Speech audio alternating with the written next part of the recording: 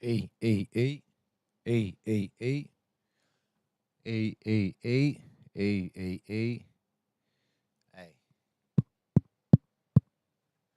ehi, ehi, ehi, ehi, prova, prova, prova,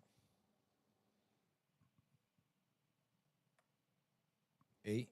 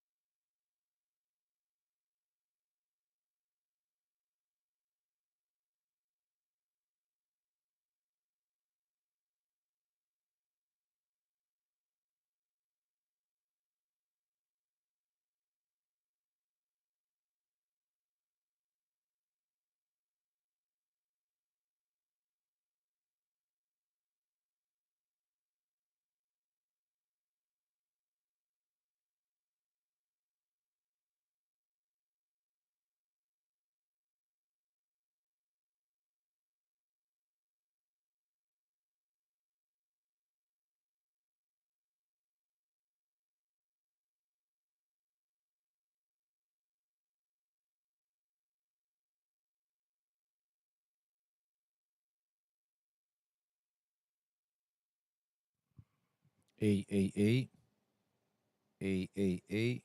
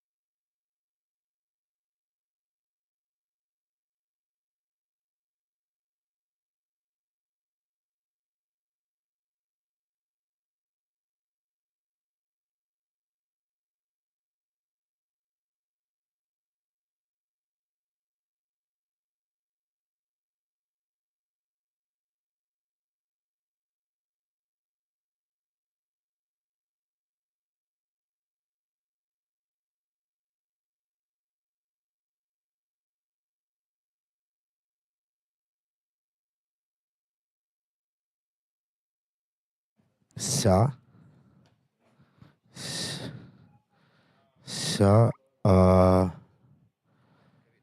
sa,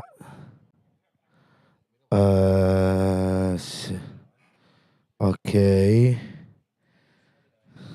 no, sì,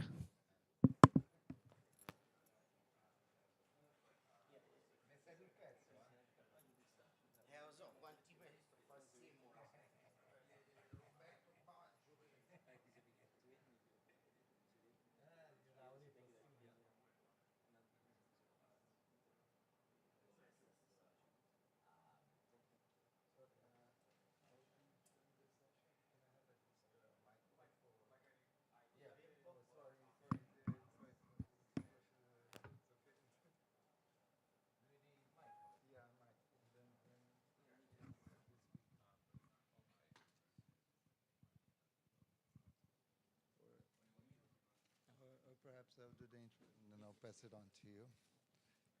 Do you have a second one?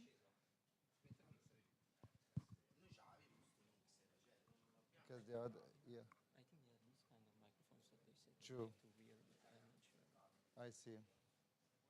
I'll be back. Sorry.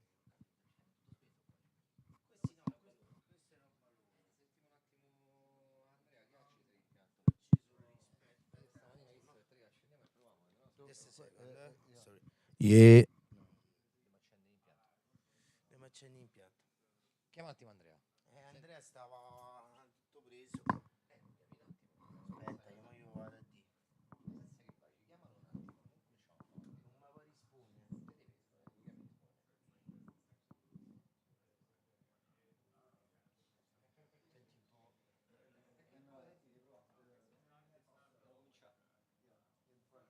The speaker, do you have it? You're gonna be using one of those? Yeah. Ok. Ti vuoi mettere anche tanto? Sì. The second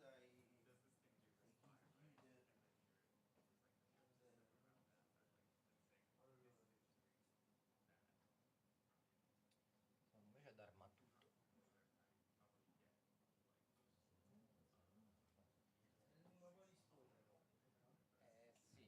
Eccolo, adesso c'è. Prova un po', mo? qual è? Qual era? Ok, ci stiamo.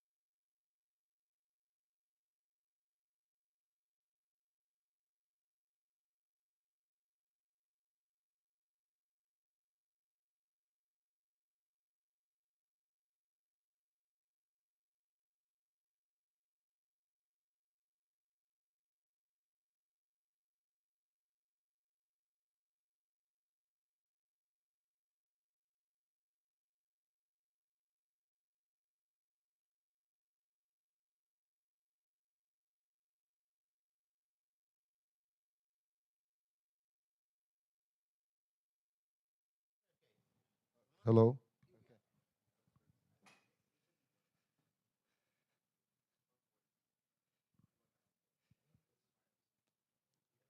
So we will be starting as soon as the speaker is ready and everything is set up. Sorry for the delay.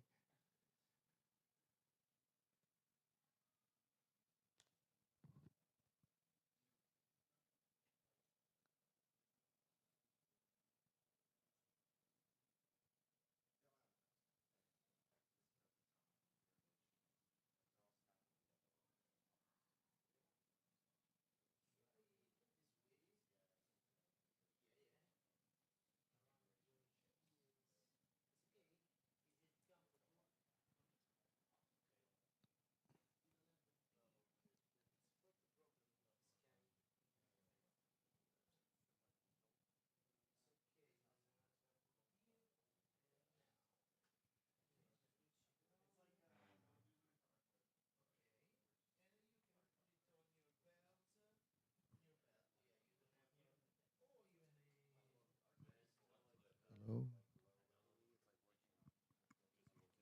I've done it. Yeah.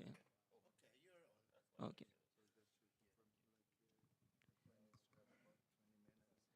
Okay. Yeah. I think I will be around 2021.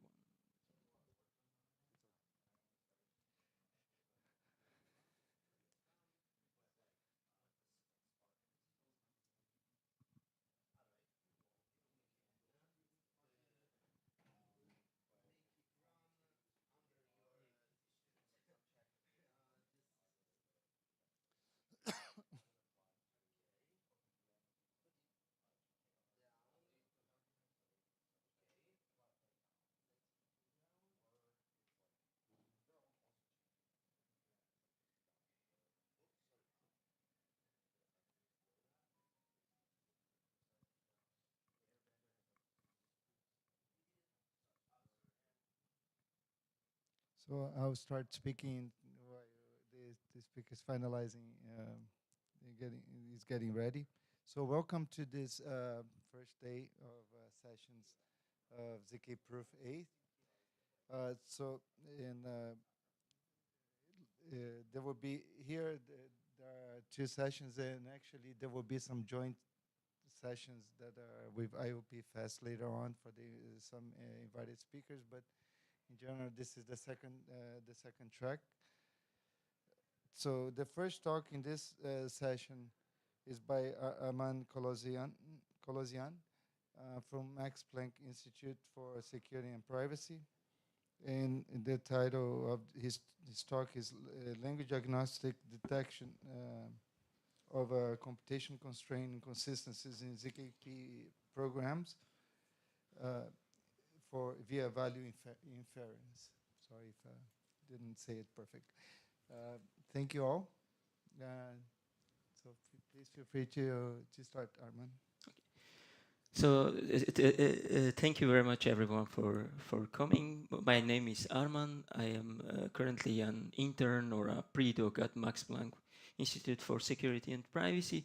But today I would like to present the research I did as part of my master's thesis, which focused on the application side of zero-knowledge proofs, or more specifically, finding vulnerabilities in such applications. And by application, I mean, for example, the Self app, which lets you prove attributes about yourself without revealing any additional information. So for example, you simply scan your ID on your phone, and then it processes it and creates a proof that you are over 18 without revealing any sensitive information. Luckily, thanks to recent advancements in zero-knowledge proofs, these ZKP applications are no longer limited to such fixed use cases, as developers can now program their own custom ZKP application. And how does it then work? Of course, you first have an ID where you want to exploit the zero-knowledge aspect of zero-knowledge proofs or the succinctness aspect. And then you write a ZKP program. I'm saying a ZKP program and not just a program, because you have to write it down in a ZKP-specific language, and that comes with its own syntax. For example, we don't talk about functions, but about templates, not about variables, but about signals, etc. And then from this program, code is generated for the prover that will use its part of the code to create a proof. And then code is also generated for the verifier that will use its part of the code to check the proof and then accept or reject it.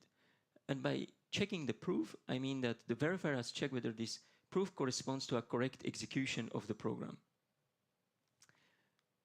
So what might happen in our threat model is that an attacker might take control, and so a malicious prover could generate an invalid proof or a fake proof. And then, of course, the verifier has to reject that proof. However, what might happen is that there could be a bug in the program, and then the verifier might end up accepting the invalid proof. And since zero-knowledge proofs are used a lot in blockchain context, such tiny vulnerabilities can have very severe consequences that can allow the attacker to create fake coins or even lead to the loss of millions of dollars. And this brings us to our contributions, because what we first did is formalizing, like, what is this zero-knowledge proof program? What is this prover side, this verifier side? When is a program correct? Or more importantly, when is it not correct? And in this way, we formalized the vulnerabilities that can occur in this context. Then we turned this formalization into an algorithm for efficiently detecting those vulnerabilities we have formalized. Next, when it was time to finally implement the algorithm, we faced an important question of, like, are we going to support multiple zero-knowledge proof languages or just a single? Like, is there even a need to support multiple languages? And if there is a need, how are we going to achieve this multi-language support? And finally, as part of our evaluation, we discovered some real-world vulnerabilities that I would also like to briefly talk about at the end. But to understand the first contribution of our work, which is the formalization, we have to take a deeper look. We have to get a bit more background, like, on how these zero-knowledge proof programs work. because if you go back to where we left off, I mentioned that from the code that you write, code is generated for the prover and the verifier. But actually I lied there, because what happens in reality is that the developer has to write down what is the prover expected to do, an honest prover, and how is the verifier going to check whether that step of the program was done correctly. So the developer has to actually manually write down the code for the prover for generating a proof and the code for the verifier. So here, if we split the two cases, we have code where we want to multiply A and B and assign it to the output. So we multiply the inputs. The developer has to also write down how is the verifier going to check whether this multiplication was done correctly. Well, it just has to check whether A times B is equal to the output. So the prover might then go on and create a proof, which on a very high level is like an association of the variables or the signals in the program and the values. So in this case, the prover passed us inputs 4 and 2 and got us output 8. At least that's what the prover is claiming to have done. And now the verifier will check, okay, do these values actually come from a correct execution of the program, or are these just invalid fake values? So in this case, the verifier will check, is 4 times 2 equal to 8? And that's the case here, so the verifier is happy. So this is more or less how the whole pipeline works of zero-knowledge proof applications on this level, like the programming model. But now you might wonder, yeah, but can't you just, it seems like super easy. You just copy the line and you just change the assignment by an equality check. So how should this, why should this ever go wrong? So the question is, can you always do that? Like copy the line of the prover and just change it by an equality?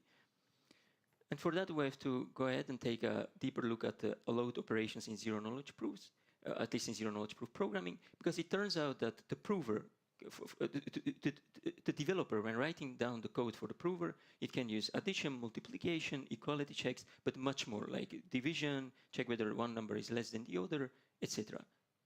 But for the verifier, the developer is only allowed to use addition, multiplication, and equality. And it's more or less because the cryptographic layer at the backend, which we don't care too much about, has put restrictions on us on what the verifier can use in order for the verification to make it quick, etc. And it turns out the fact that the prover can do much more causes a lot of complexities in ZKP programming. Because if we go back and let's look at a case where the prover is supposed to do a division, so it takes 2 inputs and just divides them. So that's the prover side, and it might, for example, pass inputs 4 and 2 to the program, and it divides 4 and 2, and it ends up with an output 2.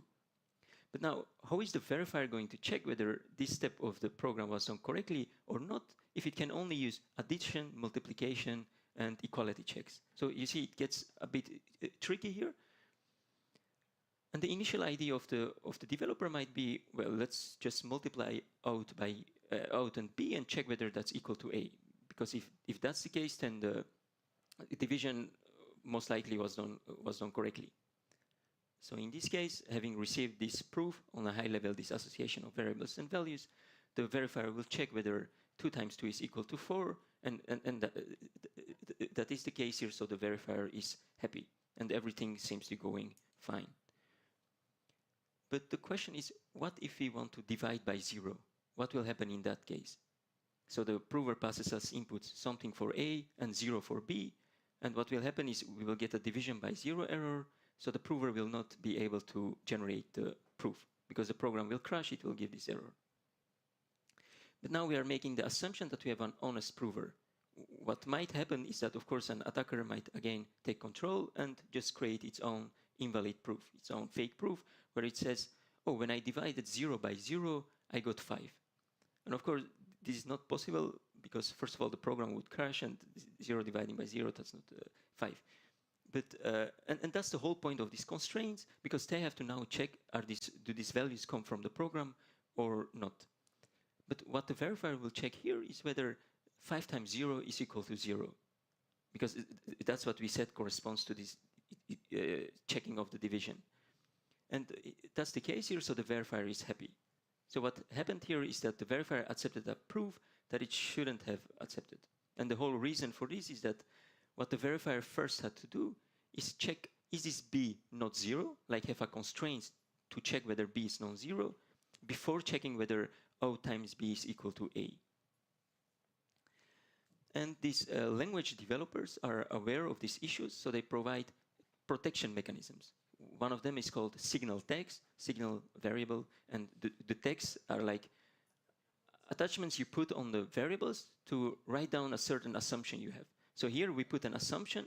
We say every time you use this function as a caller or this template, make sure to have already constrained B to be non-zero. And this assumption basically says, I'm not doing the check here. I know that I'm not doing it, but I assume that you will do it when you use the function and as a caller. And the whole reason for this is performance. Because if we would have already done the check, the caller would have already done the check, and we do it now inside the template, because you might wonder, why aren't you doing the check here? Why put it as an assumption? And the whole reason is that if the caller would have already done the check, we would end up doing the check twice. And in zero-knowledge proof context, or in programming in zero-knowledge proofs, we want to, of course, minimize the number of constraints, the number of duplicate constraints, because it has a direct impact on the performance. So hence, we end up with many such assumptions in library templates or in library functions that you can reuse.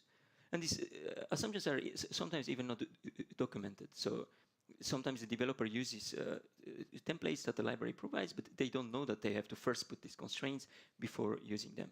But unfortunately, the compiler does not do any checks. The compiler does not by default verify, did you respect those assumptions? When using these templates, did you put the necessary constraints? And hence we end up with many such bug examples in the wild where assumptions are violated, where this prover side, this computation side, and the constraint side of the verifier do not match.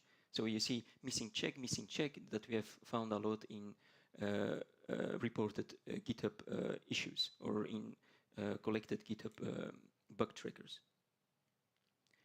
And this then brings us to our contributions. Now we have the necessary background to take a look at our first contribution, where we did the formalization, where we try to understand, okay, and if you violate these assumptions, what are the types of vulnerabilities that can occur, etc.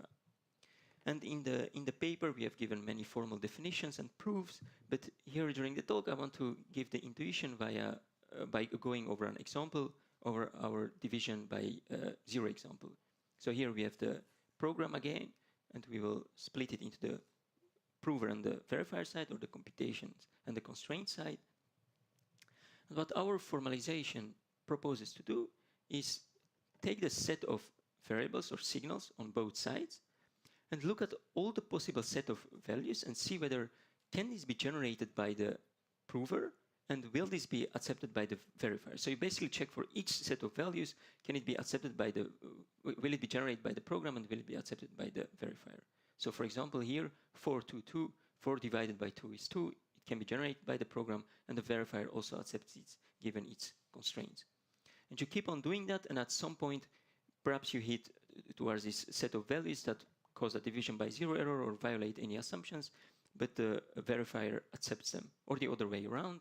And here we end up then with an inconsistency, and then the developer has to come in and fix the issue to make them match.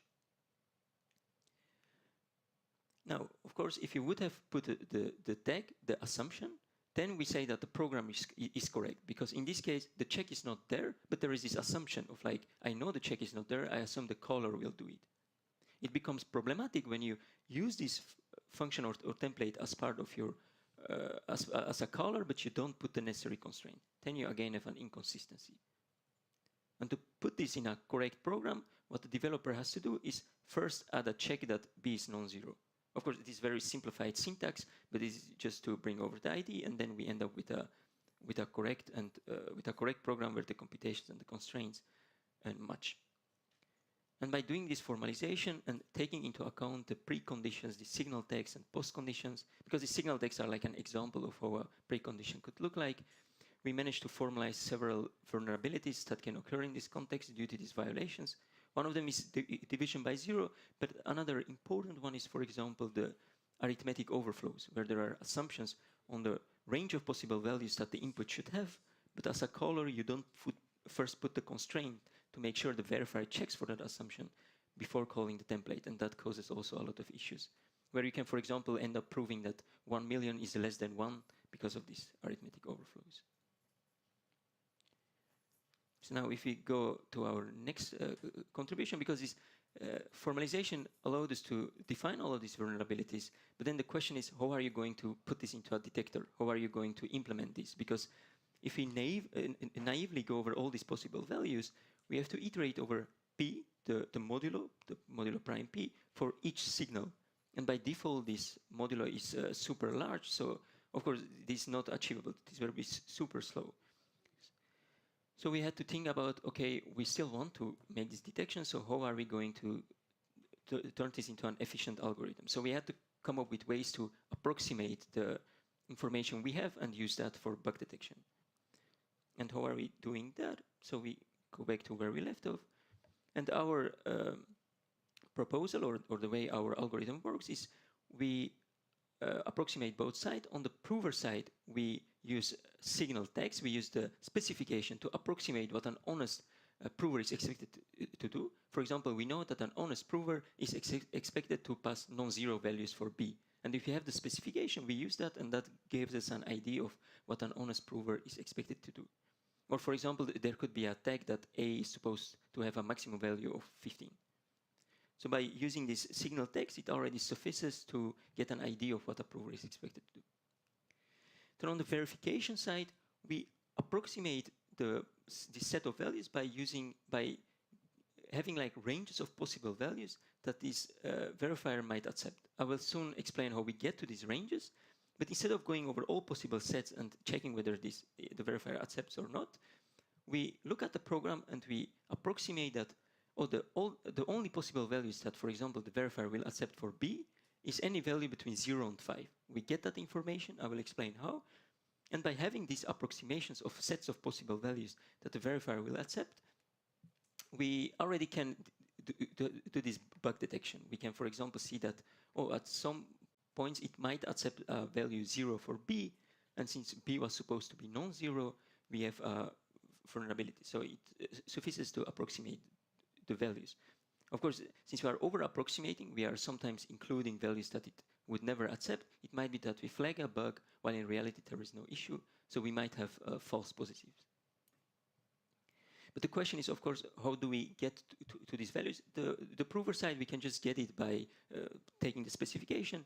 For the verifier side, we refer to like related work of Shankara et al., where they provided inference rules.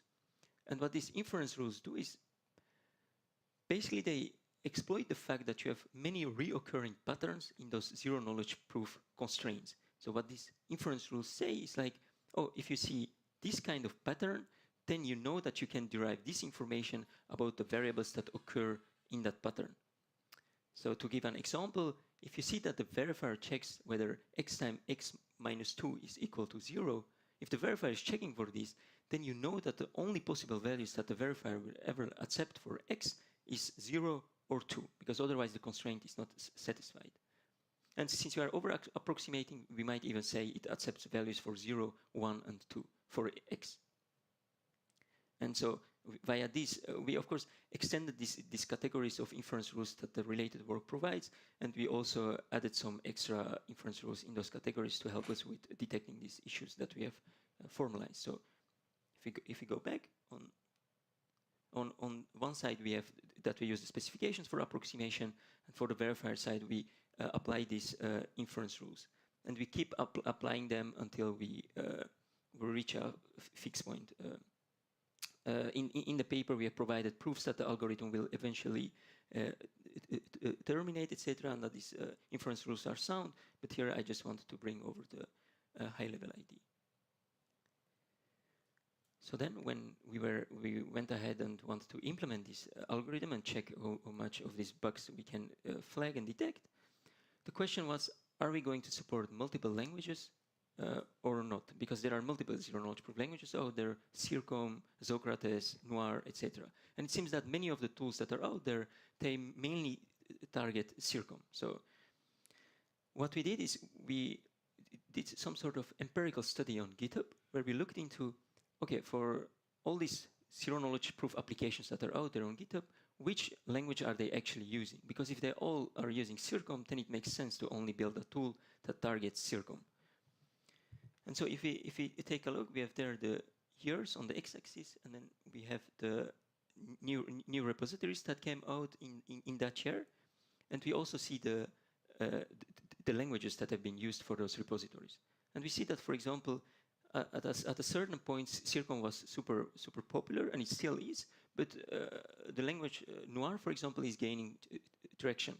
And as we know that these arithmetic overflows, etc., can also occur in Noir, we thought, okay, it makes sense to come up with a language agnostic approach.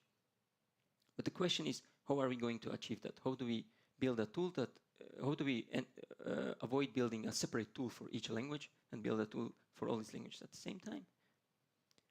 And while reading the literature, we came across this compiler infrastructure of Alex Ozdemir et al., where they provide a compiler that translates different zero-knowledge proof programs written in different zero-knowledge proof languages, or just cryptographic tools in general, to an intermediate representation, and then to different outputs for different goals. But our the main insight here for us is that it operates over an intermediate representation. So our idea was that, okay, if we can target this intermediate representation with our tool, then we have a language agnostic approach, because all you have to do is translate the program to this intermediate representation and then run our tool on it. And in the meantime, we have also added support for CIRCOM and Noir to this intermediate representation. And via this way, to the best of our knowledge, we were also the first tool that operates over this high-level intermediate representation that has a view over both the computations and the constraints. And actually, the compiler already does this splitting for us, so that work is already handled for us. We already have a view over what the prover is doing and what the verifier is checking. Now, I also want to briefly mention a few things about the evaluation of our tool. What we first did is we evaluated on small programs from a benchmark suite provided by a related work, which is Cyber. It uses formal verification, SMT solvers, to check for bugs or to formally verify the programs. And yeah, the problem with SMT solvers in zero-knowledge proof context, using them in zero-knowledge proof context, is that there are a lot of nonlinear equations in zero-knowledge proof programs or in the constraints, and it seems like these SMT solvers have a hard time to deal with them. Like the theories are not mature enough yet to handle them. So this verification via SMT solvers cause quite some time out. So indeed, compared to our tool, which uses this inference rules and this value inference engine algorithm to detect them, we are much faster, like 2 orders of magnitude. But of course, sometimes since we are approximating, we flag issues like a division by 0 issues, while in reality there is no bug. So there is always this trade-off, or are you going towards a formal verification style or more static analysis where you then approximate and get some false positives. These were some toy examples. We also looked into real-world programs of companies like Microsoft, TikTok, and Self, which is like the app that lets you prove these attributes about yourself without revealing any additional information. And we managed to find vulnerabilities that are covered by our formalization in all of these programs. These programs range from, for example, Microsoft is using zero-knowledge proofs to prove that your mobile driver's license is valid. TikTok is using them in the context of trusted execution environments, etc. And we managed to find many vulnerabilities, and we also went in a call with some of them. They merged all of our pull requests. They accepted our fixes also for these issues. And the main idea behind these issues is often that these assumptions have been violated. For example, you have these arithmetic overflows, which allows then a malicious prover to end up creating an invalid proof that is accepted by the verifier.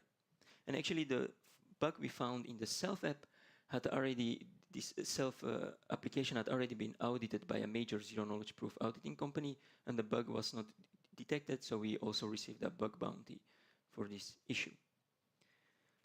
So to conclude, we saw that in this talk that zero-knowledge proof programs often violate these assumptions or implicit assumptions. So our solution for that was to detect computation constraint mismatches and to make this formalization tractable. On the one hand, we use the specification to get an approximation of the behavior of the prover, and on the other side, we use these abstract values, these approximated values. And then we also saw that there is a need for language agnostic bug detectors, and our proposal there, or our solution, was to use intermediate representations. Very recently, Veridice, which is another company for auditing zero-knowledge proof programs, they came up with a new intermediate representation that's supposed to be, for example, more readable. So it highlights the significance of this contribution. And for further technical details, I refer to our code and our paper that has been accepted at SMP that I will soon present there. We wrote this paper together with my supervisors at Nokia Bell Labs at the university, also at ZK Security and UCL. So I'm also happy to take any questions that you might have now. Thank you. Thank you, Armand, for the nice talk. Are there any questions? Yes, go ahead.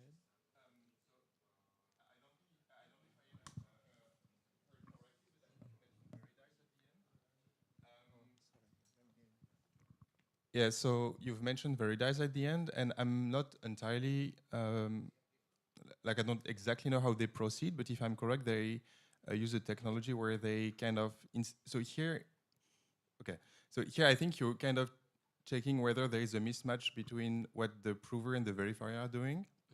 And I think Veridice is doing something like they check that what the whole system is trying to do is kind of deterministic. And would actually a similar approach be beneficial to us? Like, do you think that checking determinism would be another way to tackle your issue, or to use like similar approach to make it more efficient or just better in some aspect? Yeah, so it's a very good question. Indeed, the tools of Veridice, for example, the PICUS tool, it looks only at the constraint side and try to see whether what the verifier is accepting, is it deterministic or not? And it is an important property, because if the constraint side would be non-deterministic, then it means the verifier accepts for the same input two different outputs. So I could provide a proof that I'm over 18, but also a proof that I'm under 18, and it would accept both. So if I'm a child, I could provide a fake proof that I'm over 18, and they would accept it. So there is importance in that direction. But with our work, we argue that just by looking at the constraints of what the verifier is doing, you don't have any idea of what an honest prover is expected to do. So if the prover is expected to prove that they are over 18, but the verifier is deterministically perfectly checking whether you are over 17, then if you don't look at the computation side, you never know that what's the honest prover exactly expected to do. So I would say that what Veridice and I would say the deterministic checks is one of the checks you can do, but you also have to check do the constraints match the computation side to allow breaking these assumptions that there are. So yeah, the definition of under constraint is currently in the literature is like it overlaps with the determinism, but we try to come up with a new definition that also takes these mismatches into account. So we have a more general definition of what under constraint means. So thank you, Armand, for your talk. Let's thank the speaker again. So the next talk is going to be by Tushar Mapuri from the University of Pennsylvania on a new framework for constructing hash-based proof systems with efficient prover time and query complexity. Thank you. So, yeah, Thanks. feel free to start. Thank you. Hi, everyone. My name is Tushar, and today I'll be telling you about a new framework for constructing hash-based snarks. I'm just waiting, I guess, for the slides to come up.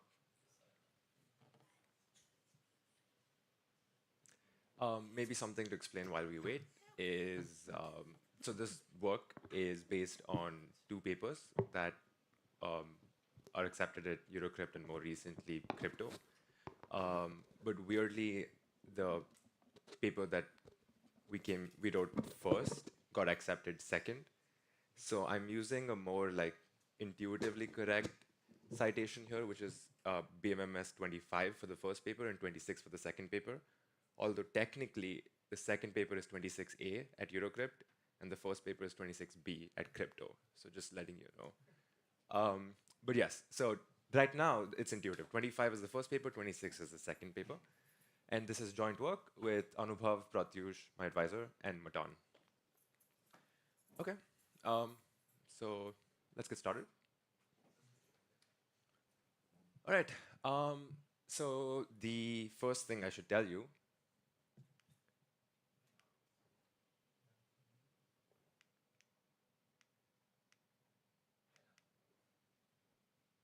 I don't think this is working.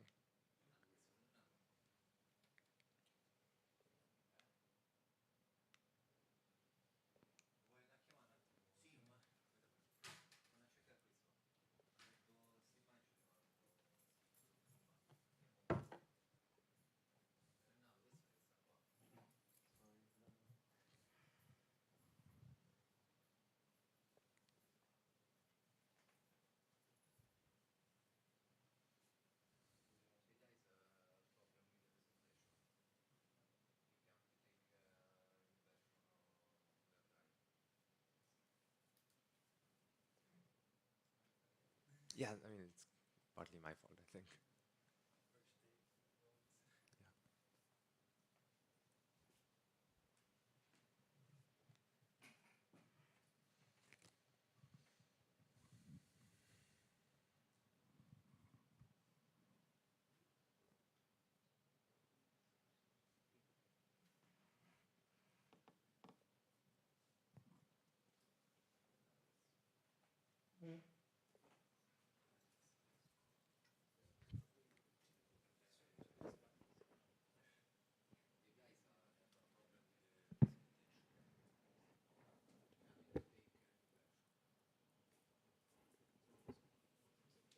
Yeah. So, what is the problem exactly? Maybe I can help.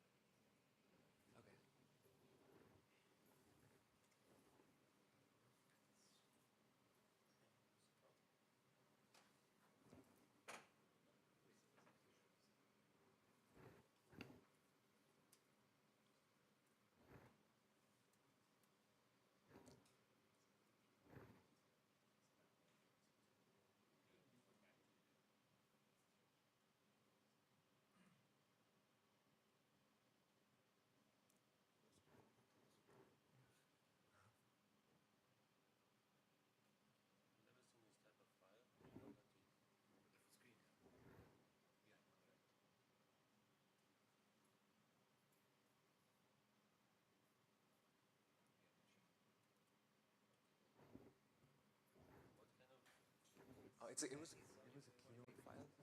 It was a keynote file, and yeah. So can you just flip through this and see if there are even slides there? Maybe they just didn't compile it correctly. Yeah, yeah. I don't think this is the right file. This is actually Yeah. So I opened it, and this is the file it shows me inside the zip. Okay. So I have my laptop. Do you think can I connect yeah. mine? Yeah. Yeah. Yeah.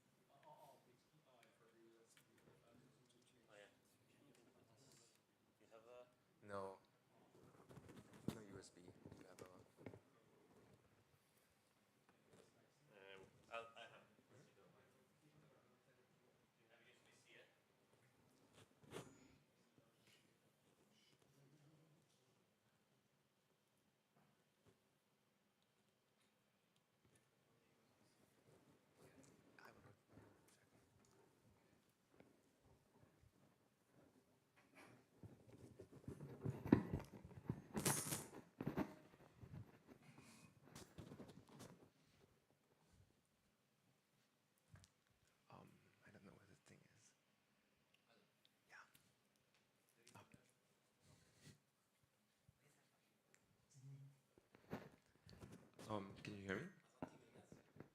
Okay. Yeah. So I'm going to tell you how to build hash-based proof systems in a modular way. But before I do that, I should probably remind you. This isn't working.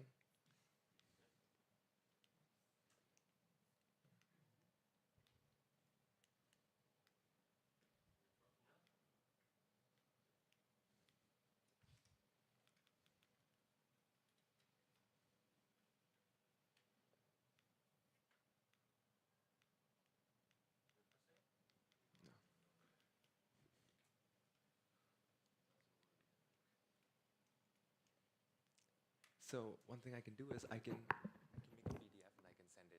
I can email it to that laptop. Should I do that? It'll take 2 minutes. To make a PDF. Yeah, I'll send it to you. Wait, I have another clicker. Maybe that's easier. Okay.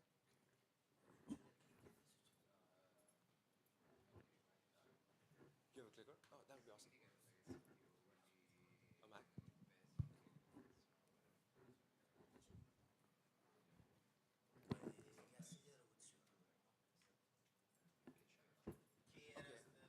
Yeah, I don't know. I guess maybe they didn't see anything.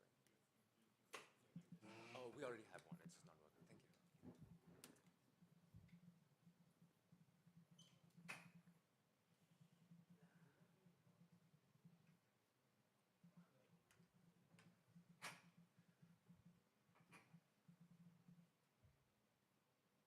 you. Should I? Do you have an email ID I can send a PDF to?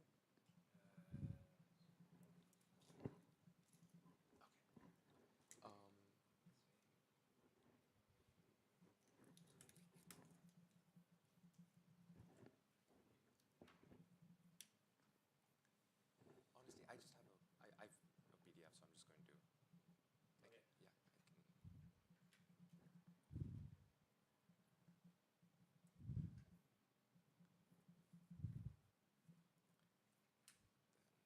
You know which email?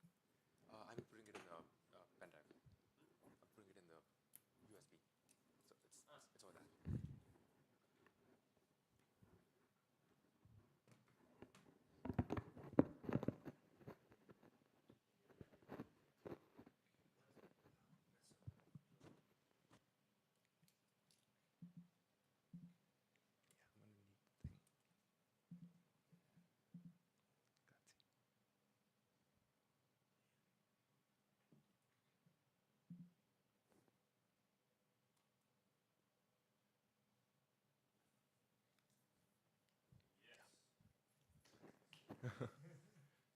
Yeah, okay. So let's start by motivating why we even care about hash-based snarks.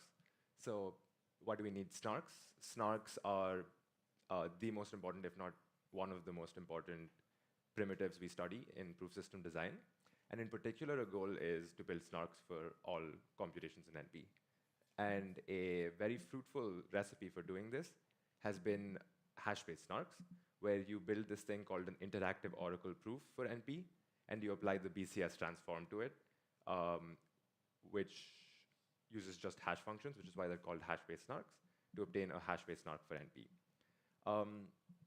At a high level, how an IOP, how all modern IOPs at least work, is a prover tries to convince a verifier that it knows a satisfying witness such that a shared instance X is in the language. It does so as follows. It takes its witness, encodes it under an error correcting code C, sends a oracle containing this encoded witness to the verifier, and the prover and verifier run what is called an IOPP, an IOP of proximity, where the prover convinces the verifier that this oracle contains something that is close to a code word of C. And the verifier, by querying just a few points in this oracle, accepts or rejects this claim, and we need this to satisfy the standard properties of completeness and soundness. So the efficiency of hash-based snarks is determined by, one, the encoding time of C, because the prover has to encode the witness, and two, the efficiency of the IOPP for C. That is prover time, verifier time, query complexity, and so on. So In this talk, we're going to focus on building efficient IOPPs for efficient codes, that is, linear time encodable codes. Let's look at what kind of prior IOPPs we already have, and I'm going to focus on IOPPs with negligible soundness error because that's what we want in practice. A seminal result is Fry, which built IOPPs for the Reed-Solomon code with linear prover time and lambda log n query complexity. Another breakthrough result, Stir and Whir, brought the query complexity down to lambda log n. And the recent work, Minzer and Zheng, builds IOPPs for trivariate Reed-Muller codes with order of lambda query complexity. The issue with all of this work is that the codes are quasi-linear time encodable. And this means the prover time is sort of bottlenecked by this. So there's been another line of work that considers IOPPs for linear time encodable codes. In particular, the first one is BCG20, which inspired also the more popular breakdown IOPP. And these are IOPPs for interleaved or tensor codes that are linear time encodable that have sublinear query complexity, lambda n raised to 1 over t for any constant t. But it's not quite logarithmic, the query complexity. Simultaneously, Blaze and Breaking Base brought the query complexity down to lambda log n for linear time encodable codes, in particular the repeat accumulate code and breakdowns expander code. There's also another line of work that considers linear prover time, but constant soundness error. This is more theoretical work, and it has been very influential in terms of techniques, but I won't go into the details for this talk. So now the question is, can we get the best of both worlds? Can we build order lambda query, like state-of-the-art order lambda query complexity IOPPs for linear time encodable codes? In our work, we answer this question affirmatively. We build IOPPs for linear time encodable codes with the desired efficiency. And in particular, we handle a large class of linear time encodable codes, which are called code switchable codes.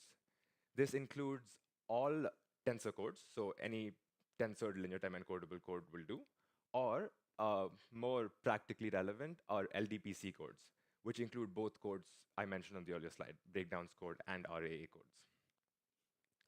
I should mention that a concurrent work doesn't syntactically build IOPPs, but they build a primitive that implies IOPs with the same efficiency. Okay, so how do we do this? In our first paper, we build a modular framework for constructing IOPs.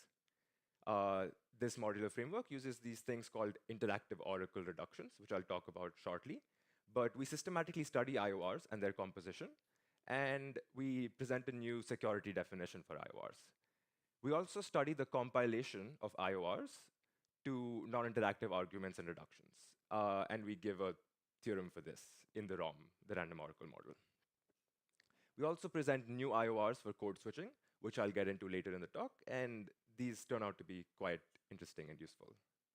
So the overall goal for this talk is going to be to prove lemma 1, which we proved in the second paper, which is, well, I'm going to prove theorem 1, but to complement theorem 1, we also show in the second paper lemma 1, which says that this state-of-the-art order lambda query complexity is also optimal. You cannot hope to have IOPPs for constant rate codes with lesser queries than this. And constant rate implies constant distance. And essentially why this constant rate codes is relevant here is that all linear time encodable codes must have constant rate. If you had worse than constant rate, then you cannot encode in linear time. Okay, so let me give you what to expect in this talk, a high-level roadmap. First, we're going to talk about what IORs are. Then I will give you a formal definition of IOPPs. And then I will give you a warm-up IOPP construction, which is essentially the construction in our first paper with lambda log n query complexity. Lambda log n query complexity in this talk. And then I will give you our final construction from the second paper.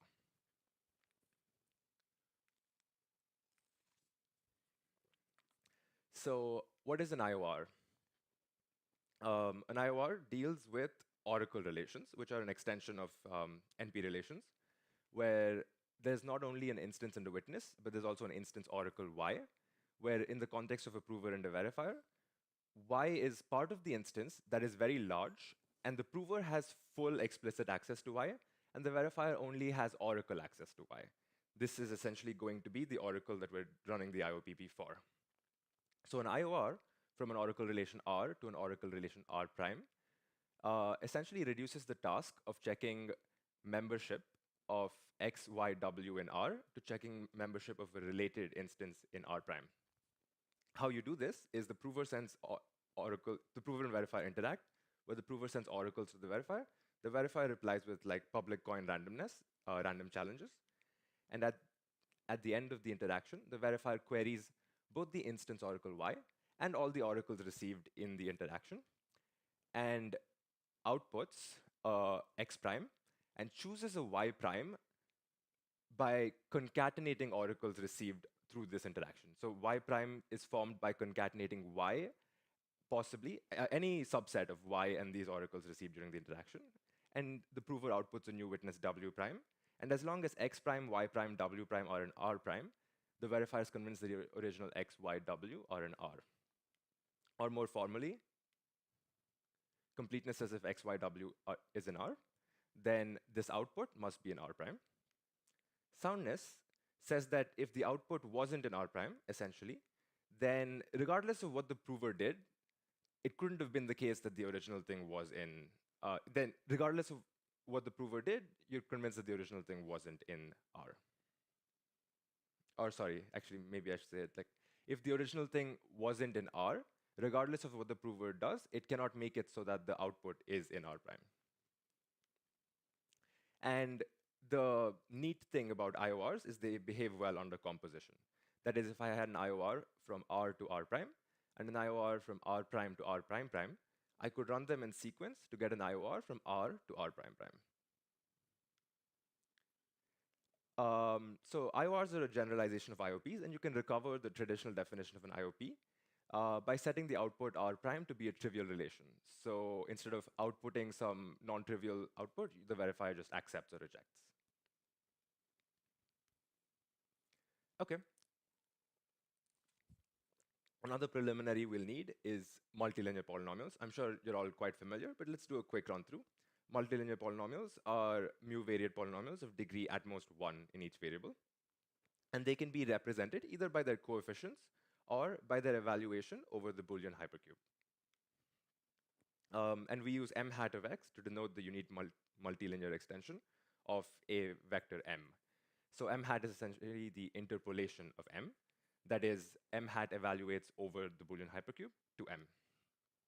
And the seminal sum check protocol is the backbone of many modern IOPs, and it reduces the task of proving a claim about the sums of evaluations of a multivariate polynomial to a single evaluation of the multivariate polynomial. Okay, so now we're ready to define IOPPs. In this language that I just defined, an IOPP is an IOP for this oracle relation, where the instance oracle contains a vector W, and the prover claims that the distance of W from a code word in C is at most epsilon. And in particular, this code word is the encoding of the witness message M. So for the rest of this talk, I'm going to use this more intuitive notation for saying W is at most Hamming distance epsilon from the encoding of M. And I glossed over an important detail earlier, which is while IOPPs of this form suffice for Reed-Solomon codes, for arbitrary codes, in particular linear time encodable codes, it doesn't suffice just to guarantee that W is close to the code. You also need to prove an evaluation claim about the underlying message M. In particular, we add to the instance, the short instance, a Z and a Y, and we say that not only is W close to the encoding of M, but also M hat of Z equals Y. This is essentially a polynomial commitment scheme. You commit to the message M via W, and then you have an evaluation claim over M hat. We also define a more expressive relation called SEP, which has a proximity claim. It's called so MEP stands for multilinear evaluation and proximity, and SEP stands for sum check evaluation and proximity. So for the sum check claim, on top of the proximity claim, we have a claim of this form, which might look really intimidating, but all it's saying is that the inner product of M and V is sigma. So v is a public vector we put in the instance, and sigma is a claimed answer. And the reason we do this is because we can set up very expressive claims of this form. I can commit to a message M by encoding it, handing you the encoding, and I can promise you that the inner product of M with a large V is sigma, and we can reduce this via an IOR called sumcheck, a sumcheck-based IOR, from SEP to MEP to an MEP claim. How you do this is you take the SEP claim, you run sumcheck to reduce it to evaluations at a random point, you move things around, and you have now an evaluation claim over the message, as opposed to a sumcheck claim. Okay, so let's see how to use this to relatively easily build a already non-trivial IOPP. In the first paper, we build an IOP for MEPC, which is an IOPP, with order lambda log n query complexity. We do so for a C that comes from a family of codes of varying message lengths. And in particular, let's think of our starting C as CK, the code from the code family with message length k and block length order of k, that is constant rate.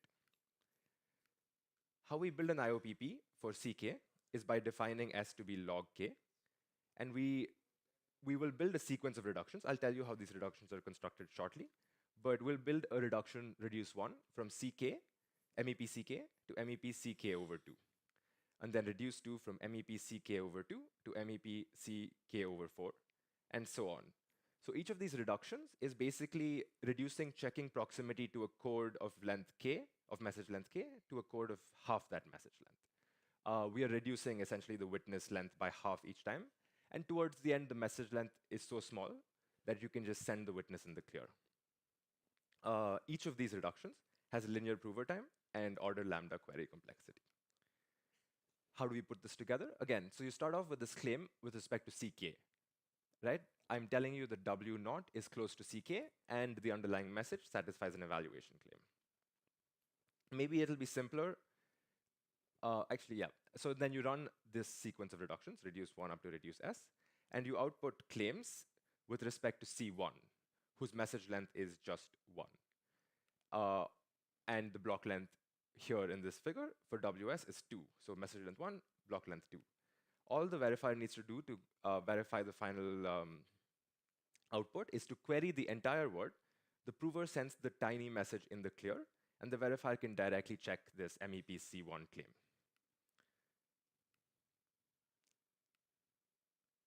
Completeness and soundness follows from our composition theorem of IORs, as long as each of these IORs are complete and sound, which I will explain shortly. Overall query complexity is adding lambda to itself log n times. And the overall prover time is a geometric sum, so it's also order of n. Okay, so let's construct these reductions. We're going to construct a linear time IOR reduce from MEP CK to MEP CK over 2 with order lambda query complexity. As I said, essentially what we're doing here intuitively is reducing the message length in half. And how we do this at a high level is by folding the message in half. Now the issue is CK itself might not be especially amenable to such a folding. So what we're going to do is first reduce checking proximity to CK to reducing proximity to some C prime that's more amenable to folding. And then we're going to fold from C prime to CK over 2. So the first task is accomplished by code switching, a code switch IOR. This is a very fruitful notion that was introduced in a theoretical line of work, but has since bled into practice, where essentially you reduce checking proximity to one code to reducing checking proximity to another code. And in our first paper, we present an IOR that lets you reduce checking proximity to a tensor code to checking proximity to an arbitrary C prime, right? And we also formalize another existing IOR that reduces checking proximity to LDPC codes to arbitrary C primes. So between these two things, you can handle a CK that's any tensor or LDPC code, and you can code switch to an arbitrary C prime. This is why we can handle all tensor codes and LDPC codes. And now we're left to tell you what the choice of C prime is. We choose C prime to be the interleaved code obtained by interleaving CK over 2 with itself twice. What this is essentially you take a message M of length K, you split it into two halves, the left and the right half, and you encode each half under CK over 2. This is the interleaved CK over 2 code. So we use the existing code switch reduction to reduce checking proximity to CK to checking proximity to ICK over 2. And now I'm going to tell you how to fold the ICK over 2 claim into a CK over 2 claim, right? And you do this sort of as you might imagine. You take this claim with respect to the interleaved code. For the rest of this talk, actually, I'm going to drop the evaluation claims because they're typically easy to like add on top of things, and the proximity claims are really the hard stuff. So let's focus maybe only on the proximity claims. So we have this proximity claim with respect to the interleaved code, and we want to reduce it to a proximity claim with respect to just CK over 2. How you do this is by having the verifier sample a random challenge gamma, and the prover sends over a claimed CK over 2 code word, which is supposedly the encoding of which is supposedly the linear combination essentially of WL and WR, the two halves of the interleaved code with respect to gamma. The verifier performs now new spot checks, which involves sampling new equals order of lambda many random indices in these code words, right? And for each I in new, the verifier queries WL to obtain LI, WR to obtain RI, and W prime to obtain sigma I, and checks that at these spots, the claimed relation holds. That is, that W prime equals WL plus gamma times WR. If all of these spot checks pass, then the verifier accepts that as long as W prime is close to CK over 2, the original thing was close to the interleaved code word. Why is this sound?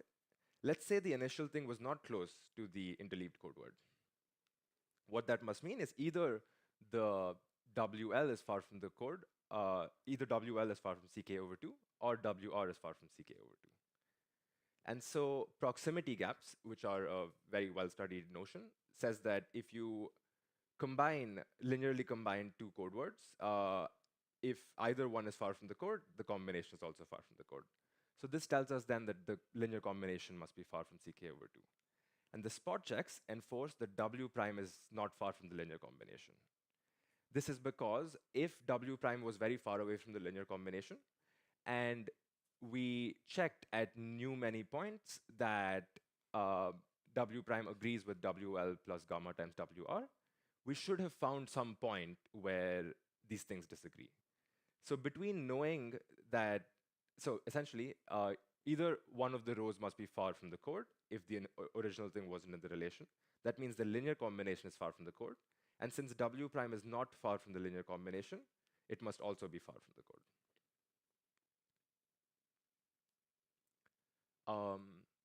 Any questions at this point? Okay. Cool. So we have the warm-up IOPP, which is obtained by then applying this reduction log k many times. Now the issue is this only has lambda log n query complexity, and we were aiming to construct a reduction with order lambda query complexity. So how do we build query optimal IOPPs? What do we need? So the issue so far has been that we have log k many reductions with order lambda queries each. What we need is constantly many reductions with order lambda queries each. Now, you might hope alternatively to bring the number of queries themselves down, but there are some lower bounds that say you can't do this. So if we are stuck with reductions that have lambda queries each, we must reduce then the message length by more than a factor of half each time. The good news is it suffices to reduce the message length to order k to the 1 over 3, as opposed to all the way down to a constant as we did earlier. Why does it suffice to only reduce the message length by a polynomial factor? This is because at this point, you can use our generic code switch to code switch to a Reed-Solomon code with inverse polynomial rate. So this is a Reed-Solomon code with a lot of redundancy, like a very large rate. And then you can use existing IOPPs, in particular were, which we typically think of as having lambda log log n query complexity. But if you start with a really large rate, were actually already gives you order lambda query complexity. So it suffices to reduce the message length only to k to the 1/3, and then use a word IOPP for codes with very large rate. So our goal is just to build a reduction that reduces then your message length from k to k to the 2/3, and apply this a couple of times to reduce the overall message length to k to the 1/3. Okay, so how do we build a reduction that shaves off a polynomial factor from the message length? Naive idea could be to interleave more, right? So we've been using a interleaving factor of 2. What if instead we interleaved k to the 1/3 many times, right? So we code switch out from the initial ck to something with an interleaving factor of k to the 1/3. And we used sort of the existing idea. We still perform new many spot checks and the verifier checks that essentially when you fold down this thing, you obtain the output. The problem is that when your verifier performs these checks, it queries entire columns of this interleaved code word. And as described, this requires lambda times k to the 1/3 queries, which is too many. So what do? So I'm going to make an observation, and I'm going to see maybe if any of you can guess what we do at this point.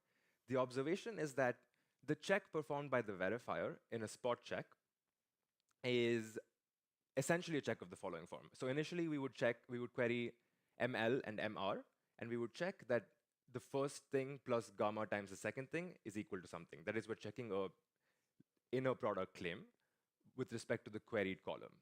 So when you generalize this to the k to the 1/3 interleaving factor, you essentially query column CI and check that the inner product of CI with some public VI is equal to the sigma I you queried down there. So we have this problem with the query complexity of not wanting to query entire columns, but we know that the guarantee we want from the column is just an inner product claim. So what do you think we might do at this point?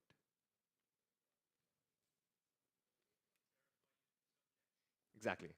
So yeah, we have this SEP relation that gives you exactly this promise, that some committed message satisfies an inner product claim. The issue is that these columns, however, are not committed to. They're not encoded. They're just in the clear. So what we can do is encode the columns. So instead of code switching out to an interleaved code, we code switch out to a tensor code, where you encode each of the rows, and then you encode all of the columns. And now, for each spot check, instead of the verifier performing this inner product check itself, the prover will convince the verifier that this inner product holds for the underlying CI.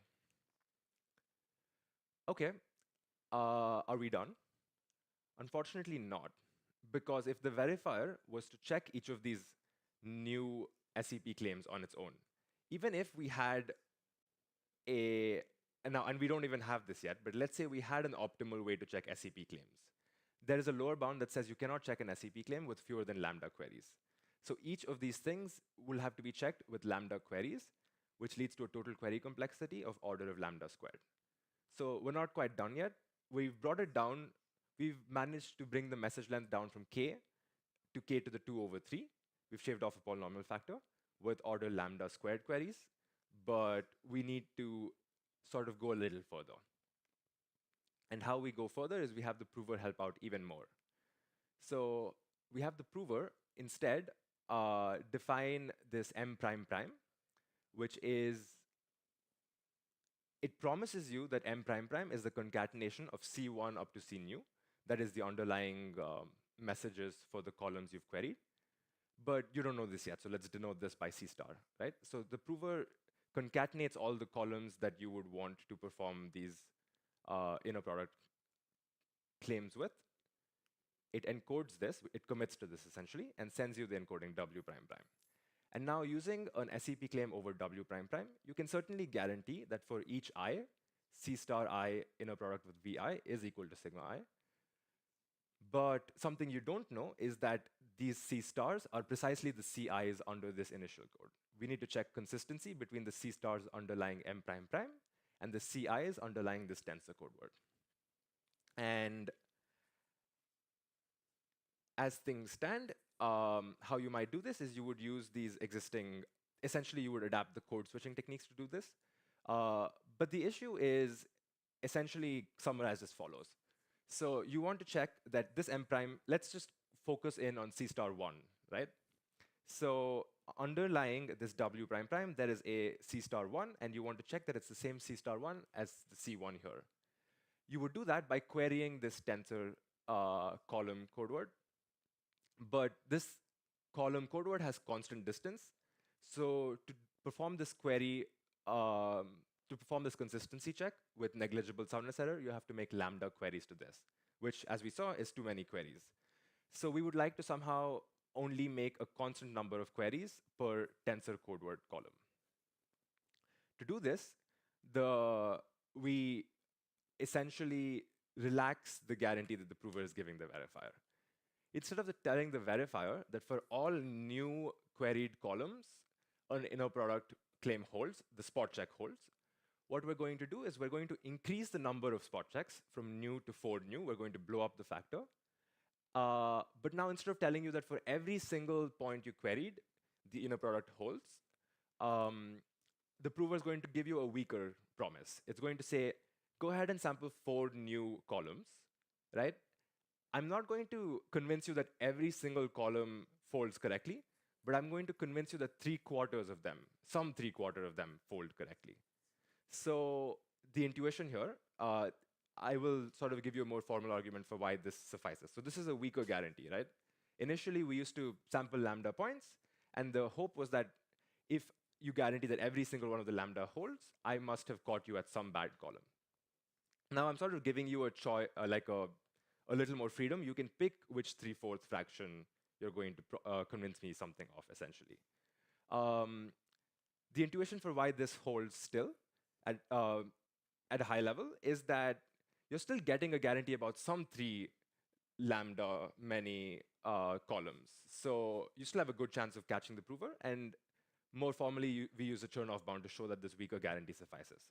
But let's say you believe me that if a prover convinces me of this weaker guarantee, I would be happy, right? Having weakened the guarantee, I still have to convince you that this guarantee is, so this guarantee is not too weak, but is it weak enough? Can we now, only perform a constant number of spot checks per column? The answer is yes, right? So essentially what we do now is we query, so now there's 4 new many things underlying this M prime prime, and for each one we perform a constant number of consistency checks with respect to this. And why this remains sound is as follows. Right, so we only perform a constant number of queries per column. And just to remind ourselves of what we've done here, we have queried essentially 4 lambda many columns, right? And we're performing a constant number of queries per column, so that's still overall order lambda query complexity. So as long as this is sound, we are done. So why is this sound, right? Let's try and sort of give you an intuitive idea of why this is sound. Let's assume for now that the distance of the code, by the way, is half, just for simplicity. So essentially, half of the columns are bad. Half of the total columns. So what we're assuming is the distance of this code here is half. So if the initial thing was far from the code word, some half of the code words, some half of the columns are bad. So when you sample your 4 new many columns, we should expect that the number of bad columns you sampled is concentrated around 2 new, right?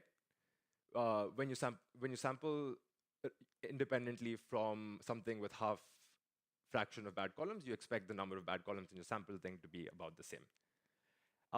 Now the prover is promising that there are 3 new good columns in my 4 new, right? So the multiplicative Chernoff bound says not only is the number of bad columns concentrated around 2 new, it's concentrated exponentially so. So the probability essentially that you are bounded away from this expectation by this constant factor is negligible. So essentially the Chernoff bound says that the probability that there are 3 new good columns in the 4 new columns you sampled is negligible. That is, the prover will then have to convince you of a incorrect statement, right? The prover tells you that 3 new of the 4 new things you sampled are good, but there's no way this is true. The Chernoff bound tells us this. So how is the prover now going to convince you of an untrue statement? It's not. This is, this is essentially done as follows. So if there don't exist 3 new good columns, that means at least new of the 4 new sample columns are bad. And it's true that now we've relaxed to perform only a constant number of queries per column. So the prover can cheat in any given column with constant probability, right?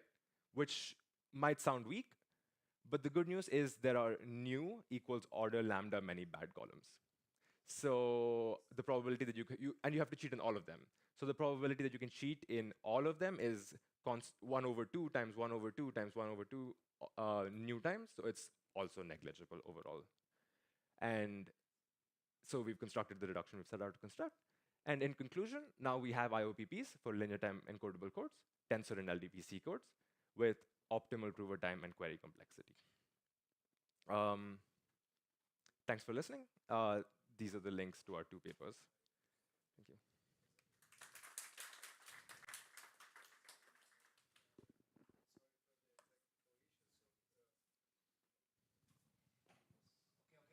Yeah. Hello. Sorry for the technical issues. Thank you for the very nice talk. We have time for one quick question, and then because there is already a session in place in parallel. Anybody?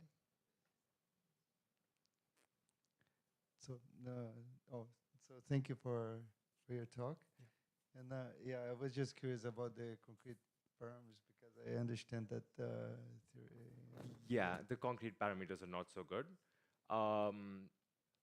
Essentially, at high level, they come from 2 points. One,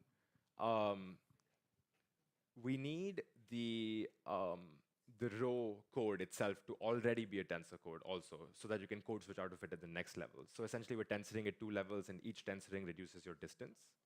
So overall, the concrete distance is really bad. So your concrete number of queries is pretty bad. Yeah, so I guess the concrete query complexity is not good. Okay. How you solve it is an open question. All right. Yeah. Thank you. Thank you. Okay. Thank you. Let's thank the speakers again.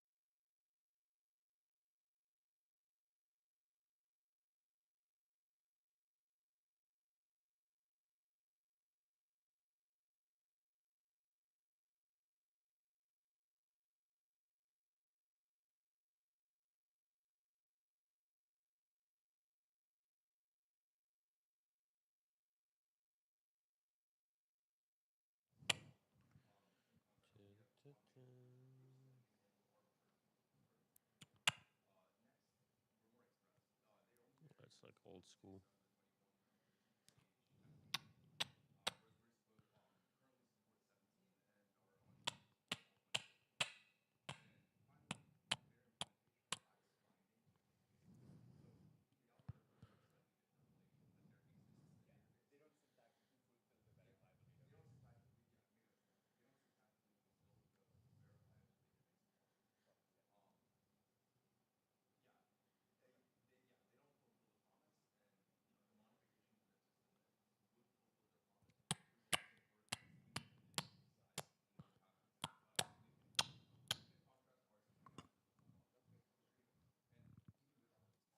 Sorry for the noise, guys.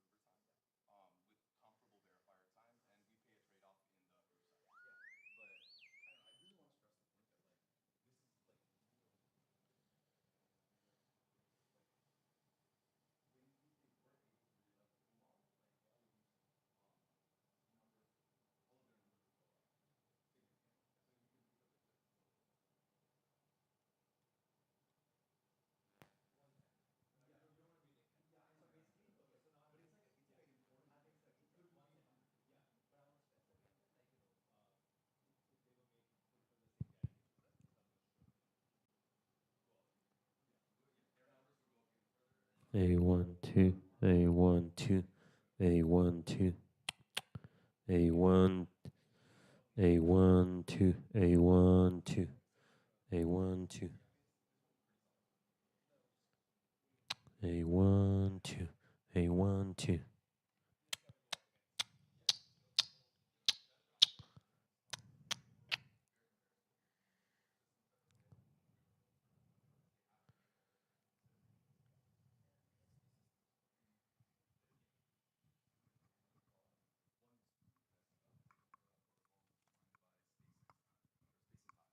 A1 2.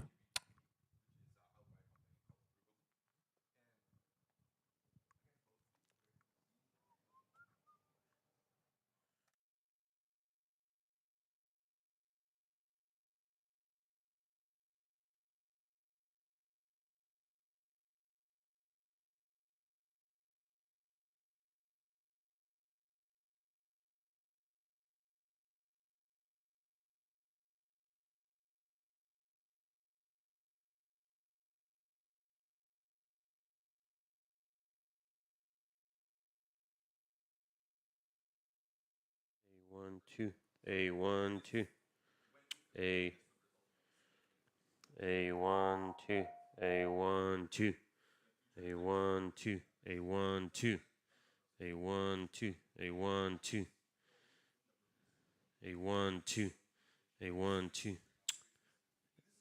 A A1 2, A1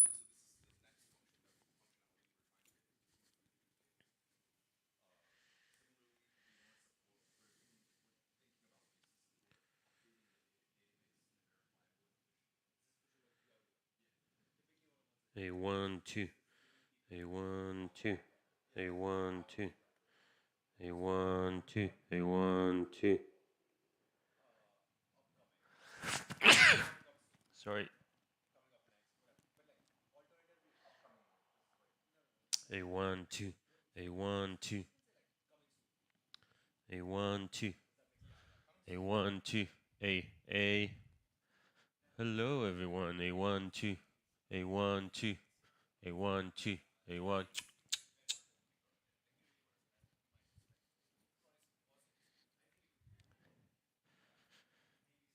Hello, hello, hello, hello, hello, hello.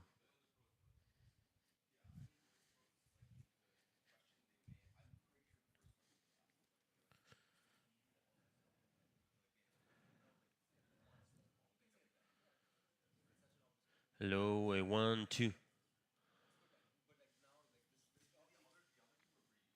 A1 2, A1 2,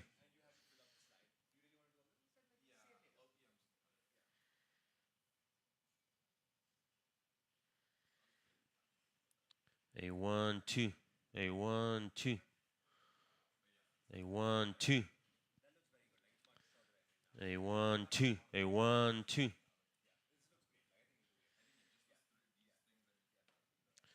A 1 2. A 1 2. A 1 2. A 1 2.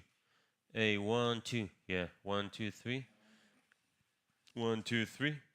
A 1 2 1 1 1 1 1 1 1 1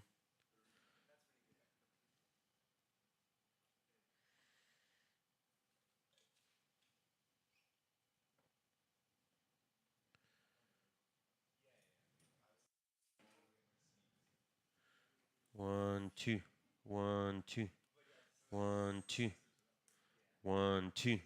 A 1 2. A 1 2. A 1 2. A 1 2. A 1 2.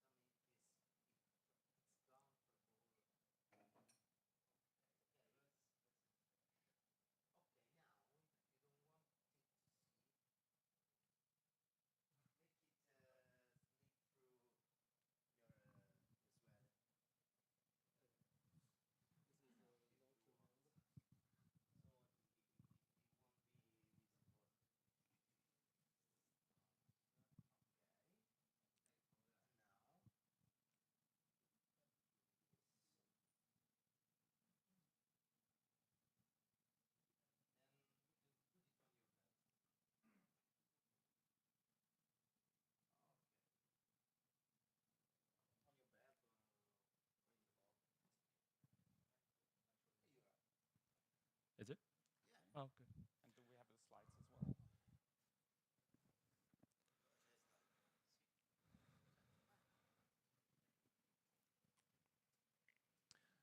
Okay, with a little bit of delay, I think we are ready to get started. So the first talk will be by Lily Tong on non-malleable reductions of knowledge. And let's see. Do we have a clicker? Oh, the clicker. Oh, there. Yeah, there. Okay. Okay, so feel free to go with it, Lily.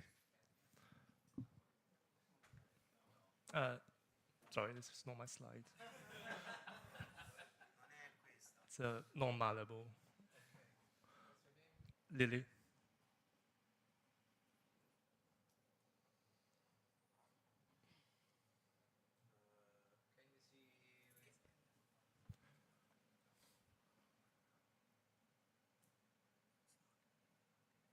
We got it on the program. This one? Okay. Mm. Okay. Ready. Not sure. Okay. Let's see. Here we are.